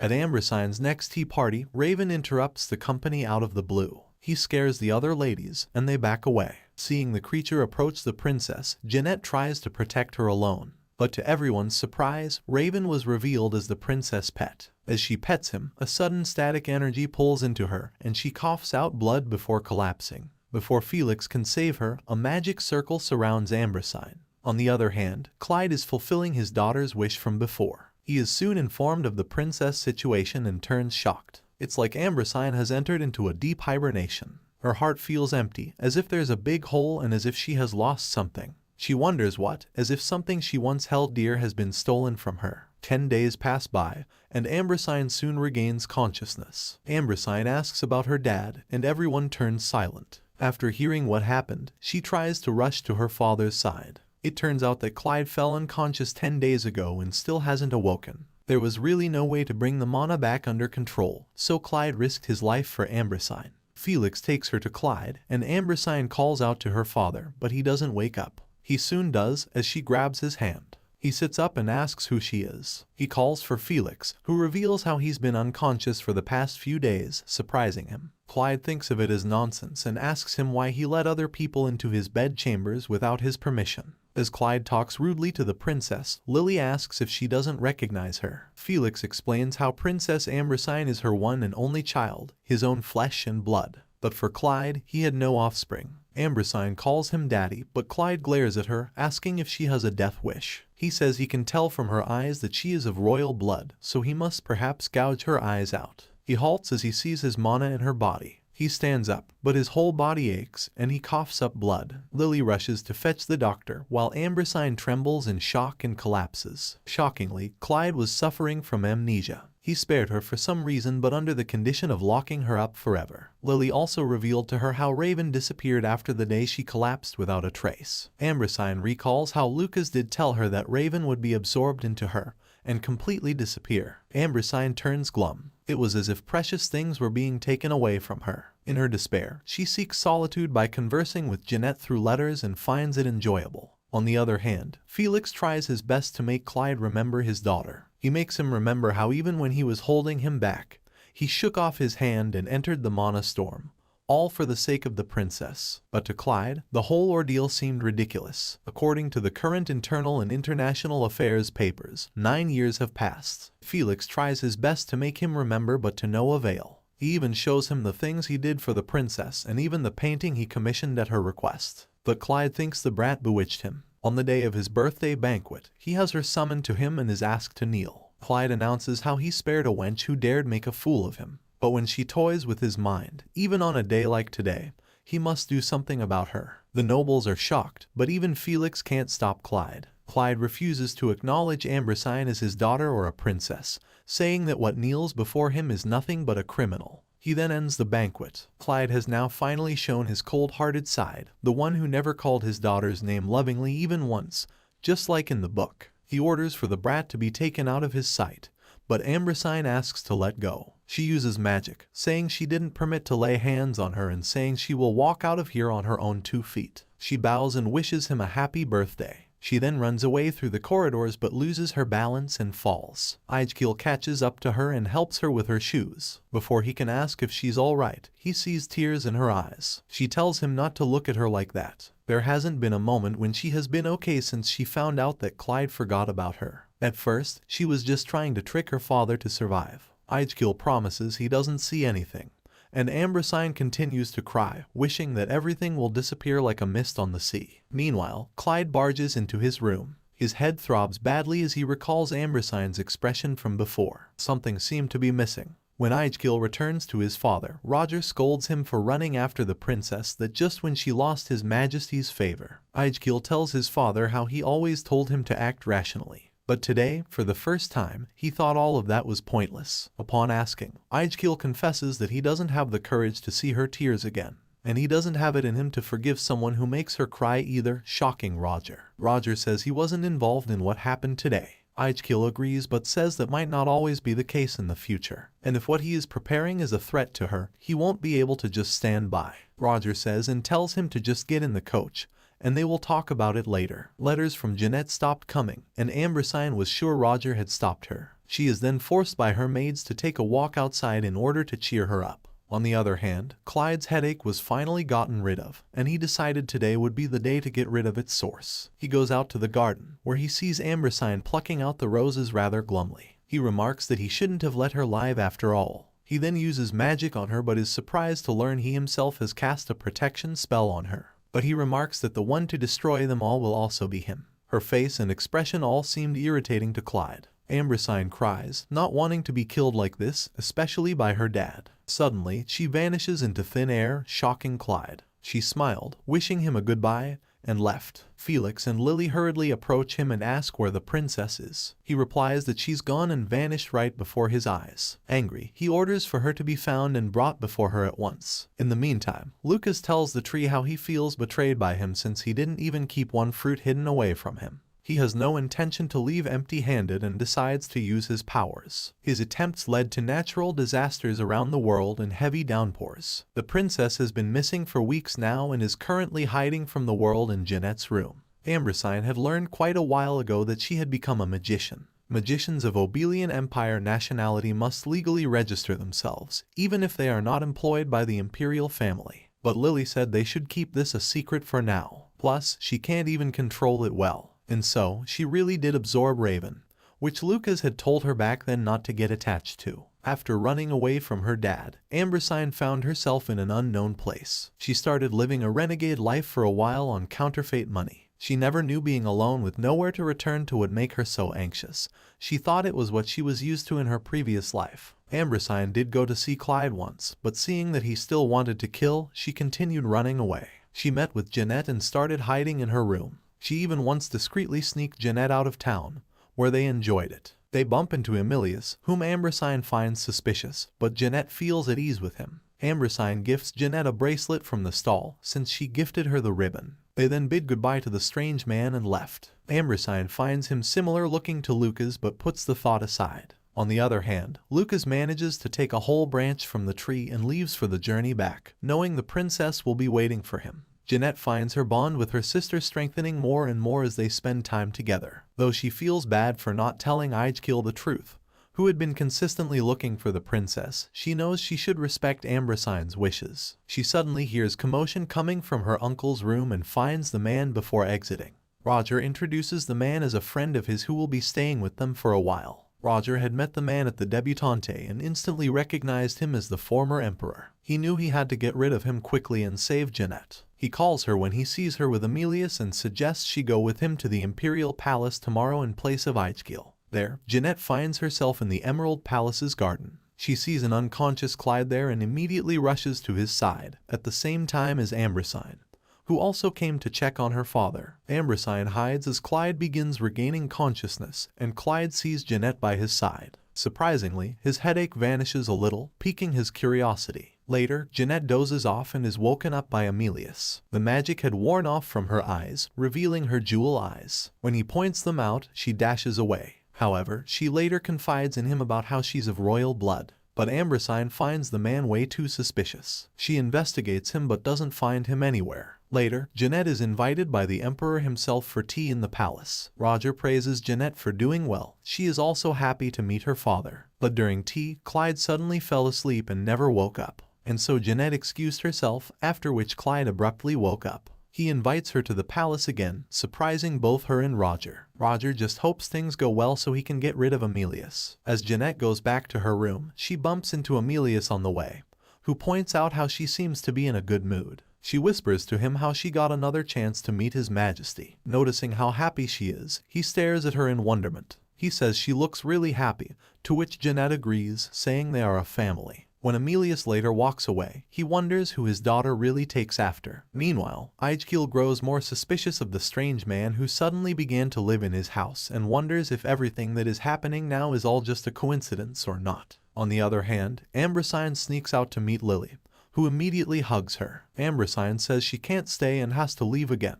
Lily reveals that His Majesty has been desperately looking for her and is blaming himself for hurting her. He said he would welcome her to the Emerald Palace anytime she came back. Ambrosine is surprised and asks if her dad can get his memory back. But unfortunately, that wasn't the case. On the other hand, Clyde was having tea with Jeanette. He has observed how his headache disappears when he is with her, oddly. Ambrosine watches them from a distance and realizes this is a scene that happens in Lovely Princess. She wonders if things would have turned out like this if she wasn't around. This is Jeanette's rightful place, and maybe she just stole it from her. Maybe things are now just falling back to their original places. She teleports back to the Alpheus estate but accidentally lands in front of Aegil. Before she can run away, he grabs her in shock, asking if this is really her. He convinces her to stay in one of the rooms on the estate since his father doesn't even check up on them now. She agrees, wanting to rest after wandering from inn to inn. Jeanette feels a little off, though, since she had thought it would be a secret between her and the princess. But now Aegil also knows. A lot has changed from the original story, and Ambrosine recalls that her original goal was to survive. She even escaped the palace as she wished, but it seems she has been considering her dad more as a real dad than she thought. Plus, she gets to know from Aegil that Jeanette is meeting with Clyde quite often now. Aegil once asked Ambrosine how she avoided being discovered when she was outside, and she revealed how she used magic. There is a spell that can blur her appearance and make her look plain. He hums in agreement, saying it seems easy for her, and suggests she take a brief walk with him in the garden. He brings her to the place where they first met, saying it will be nice to have fresh air. Realizing he was being considerate, she smiles while Aegil is completely mesmerized by her and instinctively reaches out for her. After Roger's inquiry about her meetings with Clyde, Jeanette comes to realize that the Emperor hasn't asked her anything about her and has just answered the questions she asked. The same was the case with the princess, which made her worry. She unexpectedly confides in Emilius, who asks her how she defines family. She reveals how a family is someone who loves and supports each other unconditionally, making him feel annoyed. He asks her if she's certain His Majesty will accept her as part of the royal family. She says yes, of course, since they share the same blood. He explains how it isn't that simple and asks if the princess would be pleased to know she is her older half-sister. She can consider her a threat to her position. She leaves after Roger arrives and goes to Ambrosine. She asks her how she would feel if she turned out to be an actual sister. Seeing Ambrosine panic, Jeanette gave her a quiet farewell and left. Ambrosine later worries about Jeanette getting hurt by her reaction. Later, Emilius meets Jeanette and gives her a gift as an apology for the past. He has hexes magically planted on it to control her. He thinks of how she will be fine, though it will ruin her soul a little. However, he finds himself unable to give it to her. He manages to remove the spell and then gives it to her. They get interrupted by Ambrosine's appearance, who comes to apologize to Jeanette. She accidentally bumps into Emilius and feels static collide against him. Emilius hurriedly leaves after getting hurt by the protection spell Clyde put on her. Jeanette empathizes with the princess, realizing she shouldn't have asked such intrusive questions since the princess isn't in a good situation right now. She decides to do something for Ambrosine.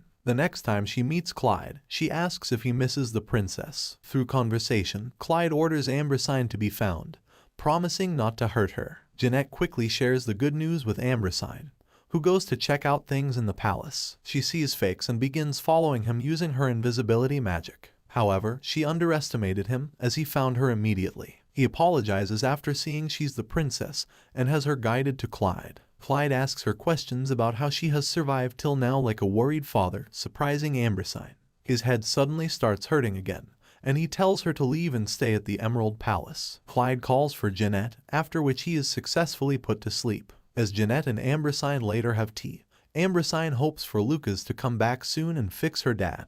Just then, out of the blue, Lucas leans towards her and asks why she has such a long face. Ambrosine is shocked and yells. She asks Jeanette to excuse them and leads Lucas away. Lucas tells her to calm down and begins to tease her, but halts as an angry princess yells at him, asking what took him so long. Lucas asks what's wrong and why she's standing too close, but he stops as he sees tears in her eyes. He asks what the problem is, and she asks him to fix her dad. She explains how her mana exploded while he was gone, and she almost died. She explains what happened and how her dad bullied her, pissing her off. He asks if he should teach her dad a lesson, making her more furious, and she smacks him. Lucas first asks her to get rid of Jeanette. He then asks how her mana exploded when he checked that things were right before he left. Upon revealing everything, he decides to take care of the matter. He is surprised and asks Ambrosine why he's dying.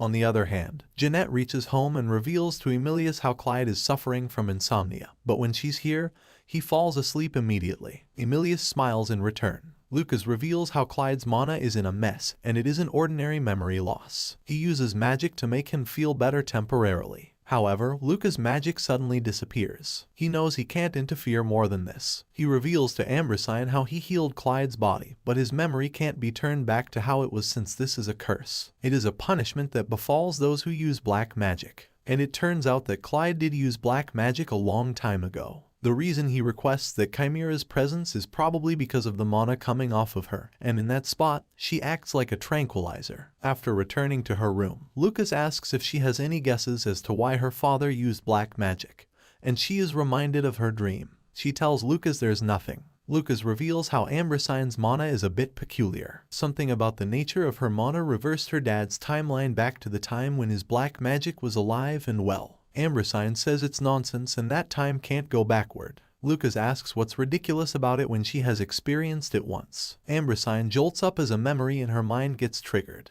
It has become clearer to Lucas now that his mana's back. The first time was bad luck, the second time, she gave into despair. He wonders what will happen this time around. Lucas explains how the magician disappeared little by little as if triggered by something. But now that it has returned, if they break the magic by force, her father will die, making Ambrosine cry. Lucas feels annoyed thinking of how Claude seems done, and if he's going to die, he should get it over with. Instead, he's just hanging somewhere in between. But he couldn't let things be with Ambrosine in the equation. Lucas recalls how the man in her memories also broke down after his beloved died, but he couldn't understand why. Lucas advises Ambrosine to stick with him for now, as he still seems to value her despite losing his memories. He explains how, though he feels his headache disappearing when with Jeanette, he will die anyway as the dark magic doesn't go away. He complains that he has to take care of her as well as Claude now. This annoys Ambrosine, and she asks if he wants a kiss or something in return. Lucas doesn't get that she is joking and leans forward. She gives him a peck on the cheek, which Lily notices from outside. Felix balances her and looks inside, but he sees the princess sitting alone on the couch. The scene shifts to the past, from when Claude was a child. He looks for his elder brother, Emilius, in a bad state, as their class will start soon. He eventually finds Emilius in the garden, constantly staring above the fence. He grabs his hand and calls out to him, asking what's the matter. Emilius is brought back to reality, and he wonders where he is. He had thought somebody was calling him. He takes a look at Claude and sighs. His mother had vented her anger at him again.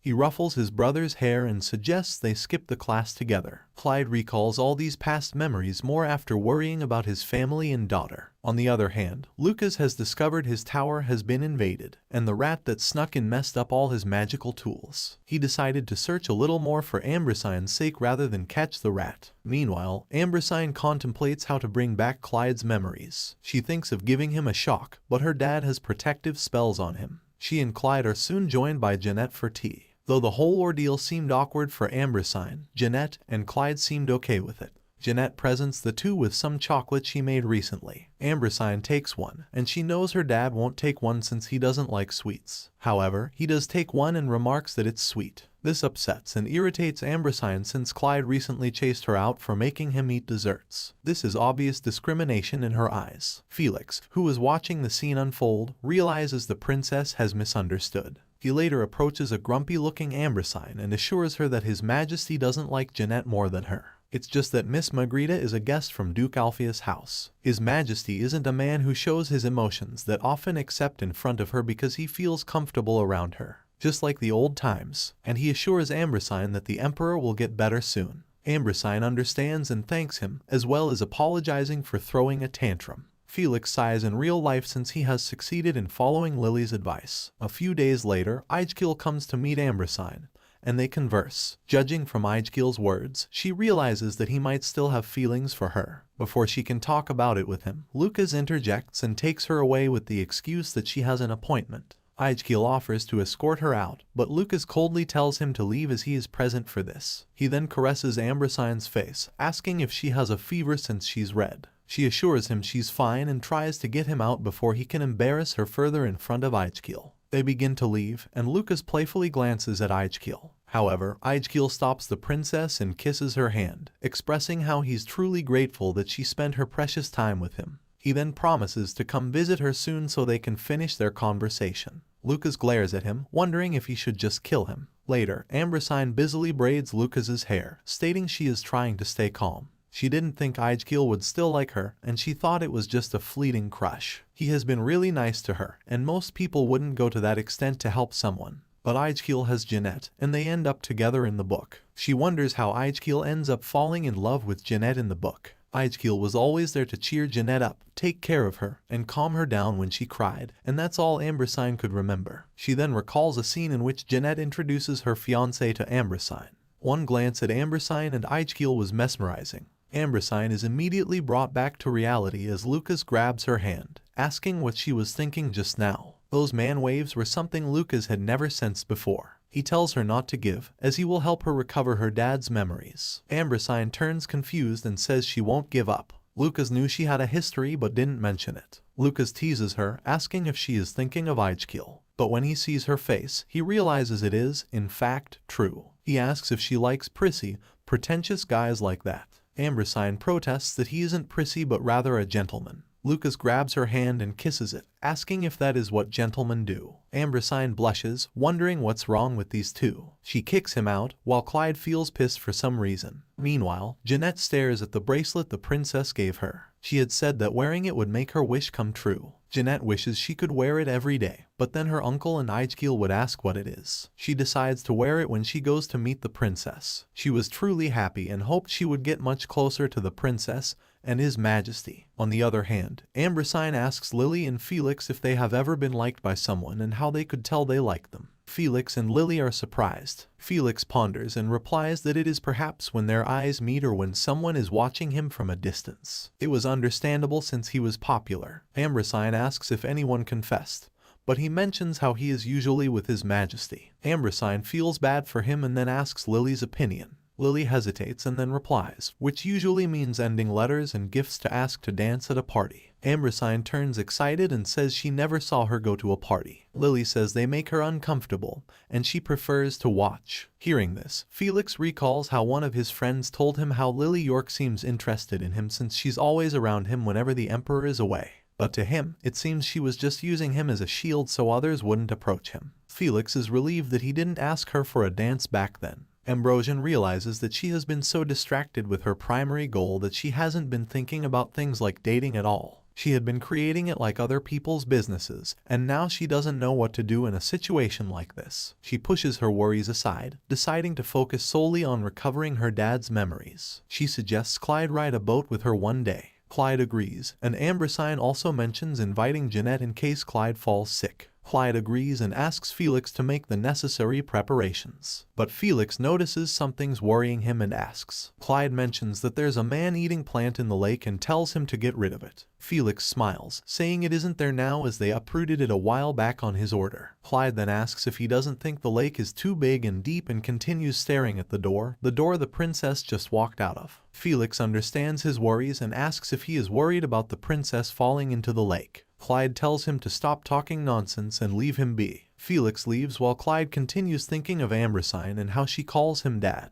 To Ambersine's surprise, a bigger boat was prepared. This makes her wonder if her dad also forgot that he used to be thrifty when he lost his memory. They set off, and Jeanette admires the lake. Clyde watches the two talk and suddenly dozes off. He abruptly wakes up as Ambersine calls out to him after Jeanette has fallen into the water, trying to catch Ambersine's parasol. Ambersine tells him to gather out, but Clyde just stares at her. She tells him to hurry and leans over to see Jeanette. Clyde grabs her hand and tells her to sit down, or she will get wet. Ambersine yells that this isn't the time to say something like that, as Jeanette's drowning. Claude ends up getting her out of the water. Later, Ambrosine asks Lucas to teach her magic, and he agrees, telling her to be grateful since he doesn't do that to anyone. The scene shifts to a flashback. The Emperor meets the magician of the tower and introduces his child, Athanasia, wanting to put him in his care. But Lucas called him trash and weak. He says he won't be able to do as much as a distant relative could, as even his jewel eyes are foggy. He then tells the Emperor to get it out of his sight and not come here again.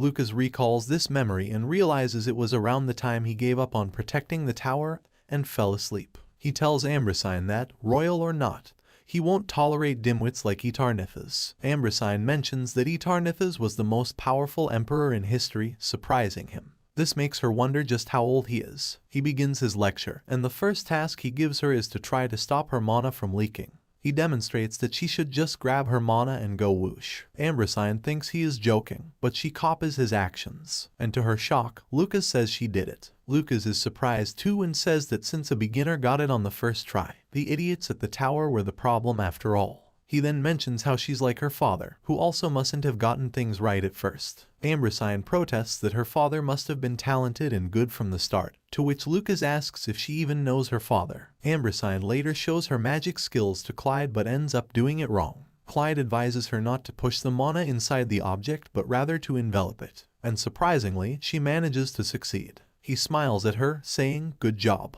To this, Ambrosine says she is his daughter after all. Suddenly, his head starts to ache, and he tells her to leave. Later, Claude ponders how he has no memories of his child. He does remember how he had no intention of accepting her, but he just couldn't kill her back then. He used forbidden magic to obliterate his feelings and even forget her existence. His beloved had told him to take care of the child, but he discarded it, yet she was still by his side. No matter how many times he pushes her away, she doesn't tire out or give up. He recalls Diana and how she refused to give up on him, saying she's his after all. And his daughter really does take after her stubborn side, it seems. Lucas informs Ambrosine that her dad is sleeping now. He wishes her a good night and ponders whether he should tell Ambrosine that her father isn't doing very well. As she lay in bed, Ambrosine thought of how her dad treated her the way he used to today. She had thought that they could never be that close until his memories got back since he turned her away so cruelly. Maybe she really was so preoccupied with trying to survive and be loved that she never really got to know her dad. Like Lucas said, her dad took the throne for his own survival. Yet he is diligent in his given job as the emperor. He is excessively violent and stern against aristocrats, but his subjects call him a great king.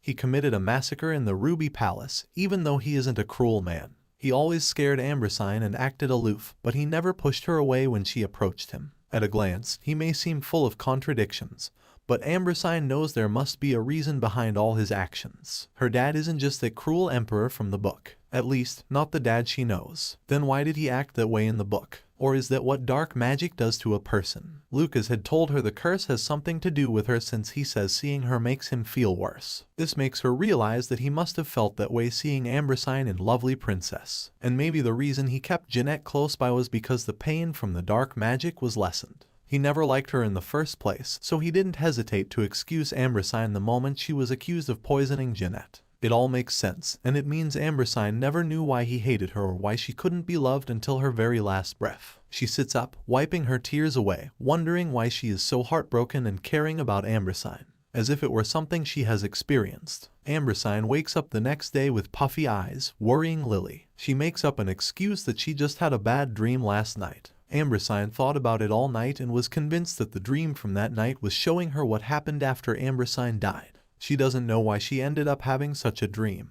but Jeanette can only lessen the pain, not slow the dark magic that is consuming him. That's why he was getting worse and worse. So, Claude eventually died. One thing that lingers in Ambrosine's head is the other guy from the dream, who somehow seemed both familiar and unfamiliar at the same time. The only thing that she must focus on first is figuring out why her father's curse was lifted before he lost his memory. One of the differences between Ambrosine in the book and her is that they met Claude at different times. Then it means the curse was broken by having her around when she was young. Perhaps accepting her existence was an action opposite to the reason he sued dark magic. Or perhaps she was so cute that the dark magic got obliterated. Lucas sees her thinking hard. There are times when powerful wizards may foresee the future in their dreams, but he has never seen a case where they see what happens after they die. But with Ambrosine, it is likely that it will happen in the future. After all, she's a human who traveled through time and space. He reveals to Ambrosine how he found that it wasn't just one kind of dark magic that her father used. Judging by how tangled up his mana is, it seems like he used both magic to kill emotions and magic to erase memories at the same time. And he supposes Claude really has someone he wants to forget about. And he can guess who that is, and judging by the look on Ambrosine's face, she has an idea too. Ambrosine knew her dad truly loved her mom. Everything she saw about her mother in her dream must be her father's memory. It turns out he was in pain to the point where he even wanted his memories erased and his emotions dulled. The thought itself makes Ambrosine cry. Since her mother was crying in the dream too, it's probably because she could understand Claude's pain too. Lucas tells her not to cry, as her dad won't die right away, especially when he's with him. Seeing his expression, she knew something was wrong. She pesters him, and Lucas reveals that if her father were an ordinary man, he'd be too sick to even move. Still, her dad has plenty of mana and is strong. Ambrosine wonders how to make her dad feel better because of her, he's in this state. She asks Lucas why her mana got out of control, and Lucas says that's the really strange part, as he, of all people, sorted her mana. He asks if something abnormal happened back then, to which she reveals how petting ravens sometimes made static electricity. But Lucas says that's not the reason. He says there might be a solution if they figure out the nature of her mana, so she should just focus on her lessons. Previously, Alger had rejected Jeanette, and declared that he liked the princess the most right now. Jeanette had always thought she would end up with Alger since even her uncle always hinted at it. But now things were different, and she felt all alone. She goes out for a walk and meets Emilius. They settle down, and in exchange for keeping each other's secrets, Jeanette spills all her worries. She reveals how she has been feeling distant lately from her uncle and Alger. This makes Emilius recall a distant memory. His mother had made him promise to become an emperor no matter what after feeling belittled by her husband's lover and her illegal son. The next time Jeanette goes to meet the emperor and the princess for tea, Emilius jinxes the wristband she wore to initiate his plans. And soon enough, as he expected, Jeanette tearfully came bearing news that the emperor had collapsed. He later goes to meet Roger and tells him to start making preparations to enter the imperial palace, as Claude will soon be announced dead. Roger is surprised and has no intention to participate in treason since the Alpheus family is on the side of Claude.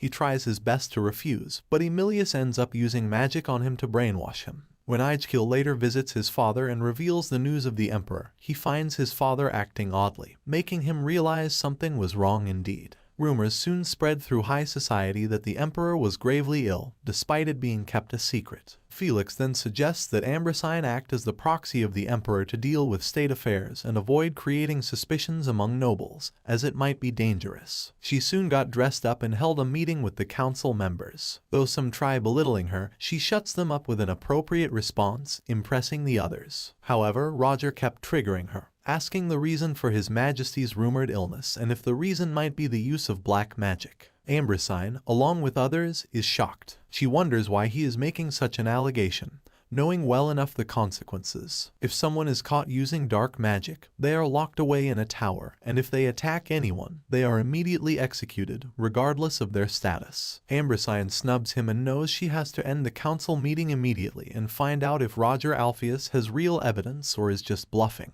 She promises to look into the source of the rumor and punish the culprit severely. But before she can end the meeting, Roger's attendant starts laughing. He apologizes and removes his hood, remarking how he is just so proud of his smart little niece. Ambrosine recognizes him as the man from Alpheus Manor. But to her surprise, Felix shielded her from him, telling her to stay behind him no matter what. She soon learns he is the previous emperor, Emilius. She realizes why she couldn't search for the man before. It was because the previous emperor was erased from all the official records. But what is he doing here when he's supposed to be dead? Emilius does his best to cause havoc among the nobles and prejudice Claude.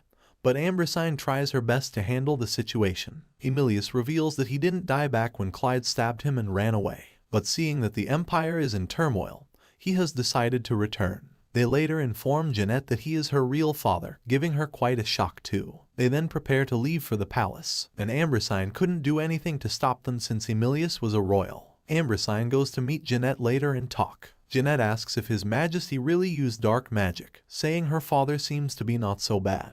Ambrosine asks if she really thinks that, and Jeanette sadly says that she never ever told her anything. Ambrosine later confides in Lucas about what happened. He notices the blue ribbon she's wearing and senses mana coming off it, which is quite similar to Clyde's dark magic. After Ambrosine reveals she wore it back when the mana explosion happened and the ribbon didn't wear out, Lucas realizes that the ribbon was the medium of the explosion. Plus, the mana seemed similar to his, and he deduced it was Etarnithus's. He explains to Ambrosine how it wasn't possible that Emilius, who has weaker mana than Clyde, was able to successfully lay a finger on him, and reveals that the man is Etarnithus. They would deduce that the only way to save Clyde is by using the world tree since it is known as the all-cure. Lucas shows her the branch he took by force. Ambrosine asks why he has to glare at her. Excited, Ambrosine touches the branch before Lucas can warn her not to, and she gets teleported to the tree. She returns soon but forgets what the world tree told her. However, she has a prophetic dream of the Obelia Empire being burned down to ashes. With time, the nobles grew bolder to object to her, and the empire's affairs started becoming chaotic. Ambrosine finally makes her decision and tells Lucas that she must go herself. Lucas hesitates, not wanting her to die, but he has no choice now and agrees. After reconciling with Jeanette and revealing everything to her, she leaves her with the will that she must succeed if she dies. She then also tells Felix of the situation, telling him to keep it a secret from Lily for now. She and Lucas then transferred her father to a better location for the process. According to Lucas, direct contact with the world tree is an act of throwing her consciousness into the nature of the world itself. It's like a drop of water that's falling into the ocean. One wrong move and her soul will get jumbled up, and she might even get lost forever. In the face of the nature of the world, she won't be able to distinguish herself from all the factors that make up this world.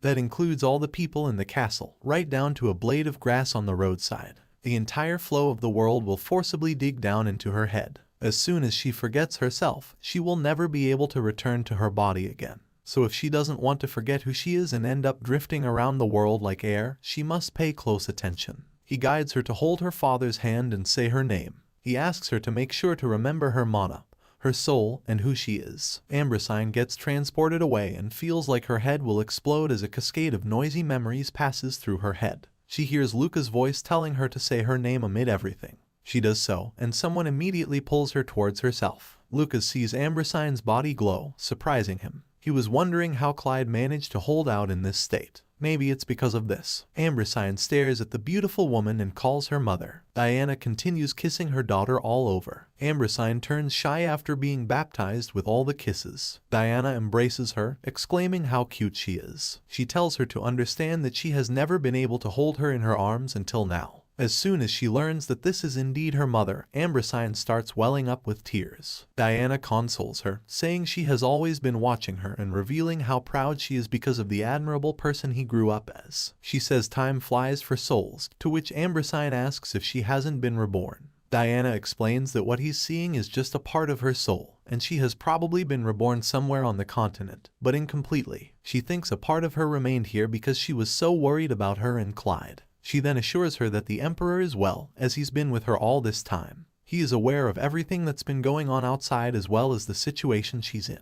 She says she is here by herself because she wants to talk to her alone. She reveals how Clyde is touched that his daughter came all the way to save him, though he was a little angry. She then points in a direction, telling Ambrosine to go over there and take what she has brought. Ambrosine looks into her hand to find the branch. Diana tells her to thank Lily and Felix for taking care of her when she returns. She hugs her one last time, saying that though she couldn't raise her and hold her in her arms, never once has she not loved her. Lucas thought that, after living for almost an eternity, he was able to kill all those pesky emotions because of that damn tower. But why is it that he can't bear the thought of losing someone now? He still doesn't know how it feels to have a family, but he does know how lonely he would be if he were unable to see that someone again. Suddenly, the formula cracks, making him realize the curse has broken. He looks behind him to see that Clyde has woken up, but Ambrosine is still unconscious. Before he can say anything, Clyde gestures for him to stay quiet. On the other hand, Ambrosine wonders where she is. She sees her father's childhood filled with sorrow, resignation,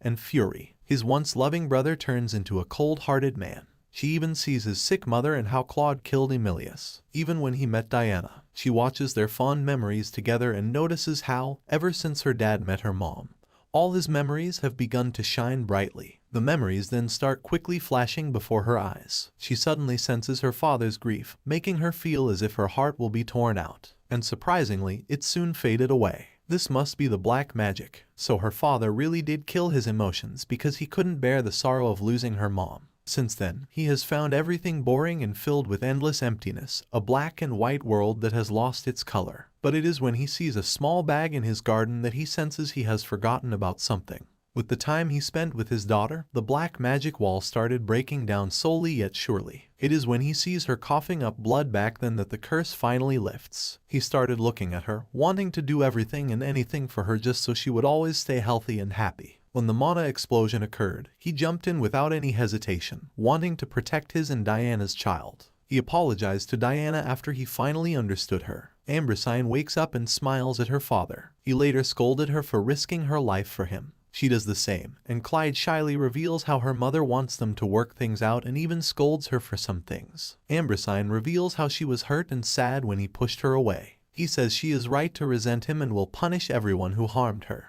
But she interrupts, saying she doesn't want to hear that. She grabs him, asking if there isn't something else he needs to say to her. He apologizes and says he shouldn't have treated her the way he did. Ambrosine begins to cry, saying she hates him. He continues consoling her while she complains. It turns out her dad is just like her. Both were so afraid of being rejected that they built up walls and waited for others to approach them first. And so Claude assures her to rest while he takes care of the snobby nobles. They all decide to settle the debts. They conjure up a plan, and Alger agrees to help them. He is used to catching Emilius off guard and taking his blood successfully so they can prove his crimes in front of the nobles. They successfully do so and forcibly bring him to Lucas's tower. They also hastily summon all the nobles to witness the emperor's innocence and Emilius' crimes. They are soon proven, and he is sentenced to the dungeon for now. Ambrosine allows Jeanette to meet with him, but they find him unconscious and hurt. He and Roger are both treated by Lucas. Roger's health was worsening after the brainwashing, so Lucas treated him too. He soon woke up and immediately grabbed Jeanette in order to protect her from Emilius. This makes Jeanette realize that her uncle didn't really use her and genuinely cared about her. Later, as Athanasia possessed another noble's body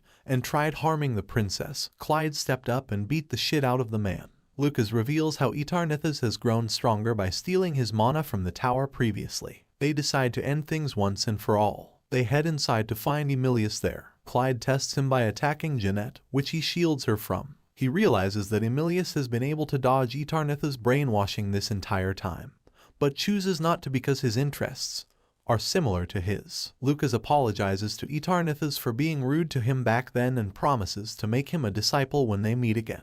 But Athanasia has no intention to seek redemption and has possessed Jeanette's body. However, they manage to seal his spirit at last. Emilius gets arrested, and a trial is held soon. It is then announced that the former emperor will be executed in 3 days. However, Jeanette begs for mercy, saying her father didn't commit crimes on his own. Claude tells Ambrosine to do what she pleases, and so she decides to forgive him. However, for the public, using Lucas' help, a dummy is shown to be executed in Emilius' place. It is then decided that Jeanette and Emilius will be leaving Obelia and starting anew. Ambrosine convinces her father to at least try reconciling with his brother, and he does so on the night they are supposed to leave. It seems there is still room for them to start anew as well. Days pass by, and things turn to normal. Claude and Ambrosine turn to her to plan her coronation ceremony, which will be held in 6 months' time. On the other hand, Ambrosine was also busy deciding between Lucas and Alger. Both were charming enough to sway her, and she was unable to choose. She asks both for some time to reconsider things, and they respect her wishes. Even the unfazed Lucas does his best to win her affection by using cheesy lines from a romance novel on a dinner date and improving his speech. On one occasion, she comes to realize that Ambrosine has been a part of this world all along, and the previous 2 lives she has lived were all hers. Lucas even said that her desire to start from the beginning turned into a manifestation of her reincarnation. On the other hand, Ambrosine's constant distraction by the boys irritates Claude a lot, and he insists he is still a baby. However, he later assures her to do what he wants, as he won't stop her. A day before the coronation, they go through all the necessary preparations, and Claude smiles at his daughter, remarking how he can't help but be sad. This confuses Ambrosine, but she doesn't question it further. The day of the coronation arrives. Ambrosine is dressed up properly and goes down to the hall with her father. The nobles were mesmerized to see the hall adorned with luxuries, and it seemed like the coronation of an empress rather than an heir. On her way, Ambrosine asks her father what he meant back then when he said he was sad. Claude reveals that just yesterday, she was a small kid who clumsily sued to follow her, but now she's old enough to have her own coronation. It seems she will soon find a partner and leave him. His words cause Ambersine to cry. Claude and Felix both turn worried and try shushing her. Soon, Lucas and Aegil join the party while looking for the princess. They shoot daggers at each other and bicker. Ambersine continues crying, promising Claude that she won't ever leave him or get married. Claude beams brightly to everyone's surprise and agrees, saying that's what she wants. The maids touch up Ambersine's ruined makeup again, and the coronation begins. She is soon crowned the crown princess, and the crowd erupts into cheers and hail. They later take a carriage to town, where many commoners have gathered to see their new crowned princess. Among the crowd, Jeanette sees a familiar face. She turns to her father, who confirms her doubts. It was Jeanette and her father. She smiles happily. After being reincarnated multiple times and rethinking the life she has now, Ambersine has finally learned something. Family isn't always what it appears to be on the outside. The fact that they are a family doesn't guarantee that they will get along. She has learned that bonding, emotional interaction, and spending time together are all crucial processes of being a family. She thanks her dad but gets distracted as fragments of the world tree suddenly begin to leak out of her hand, shocking even Lucas. This makes her remember what the world tree said to her back then. It had cleared her doubts, assured her that her decisions weren't wrong, and motivated her to take the path she believed in. As the crowd watches the miracle, they once again erupt into cheers and celebration for their blessed crowned princess. And so Ambersine became the empress who would live on in history. That is how the lovely princess ended. The princess and everyone who loved her lived happily ever after in the land of beautiful springs and summers.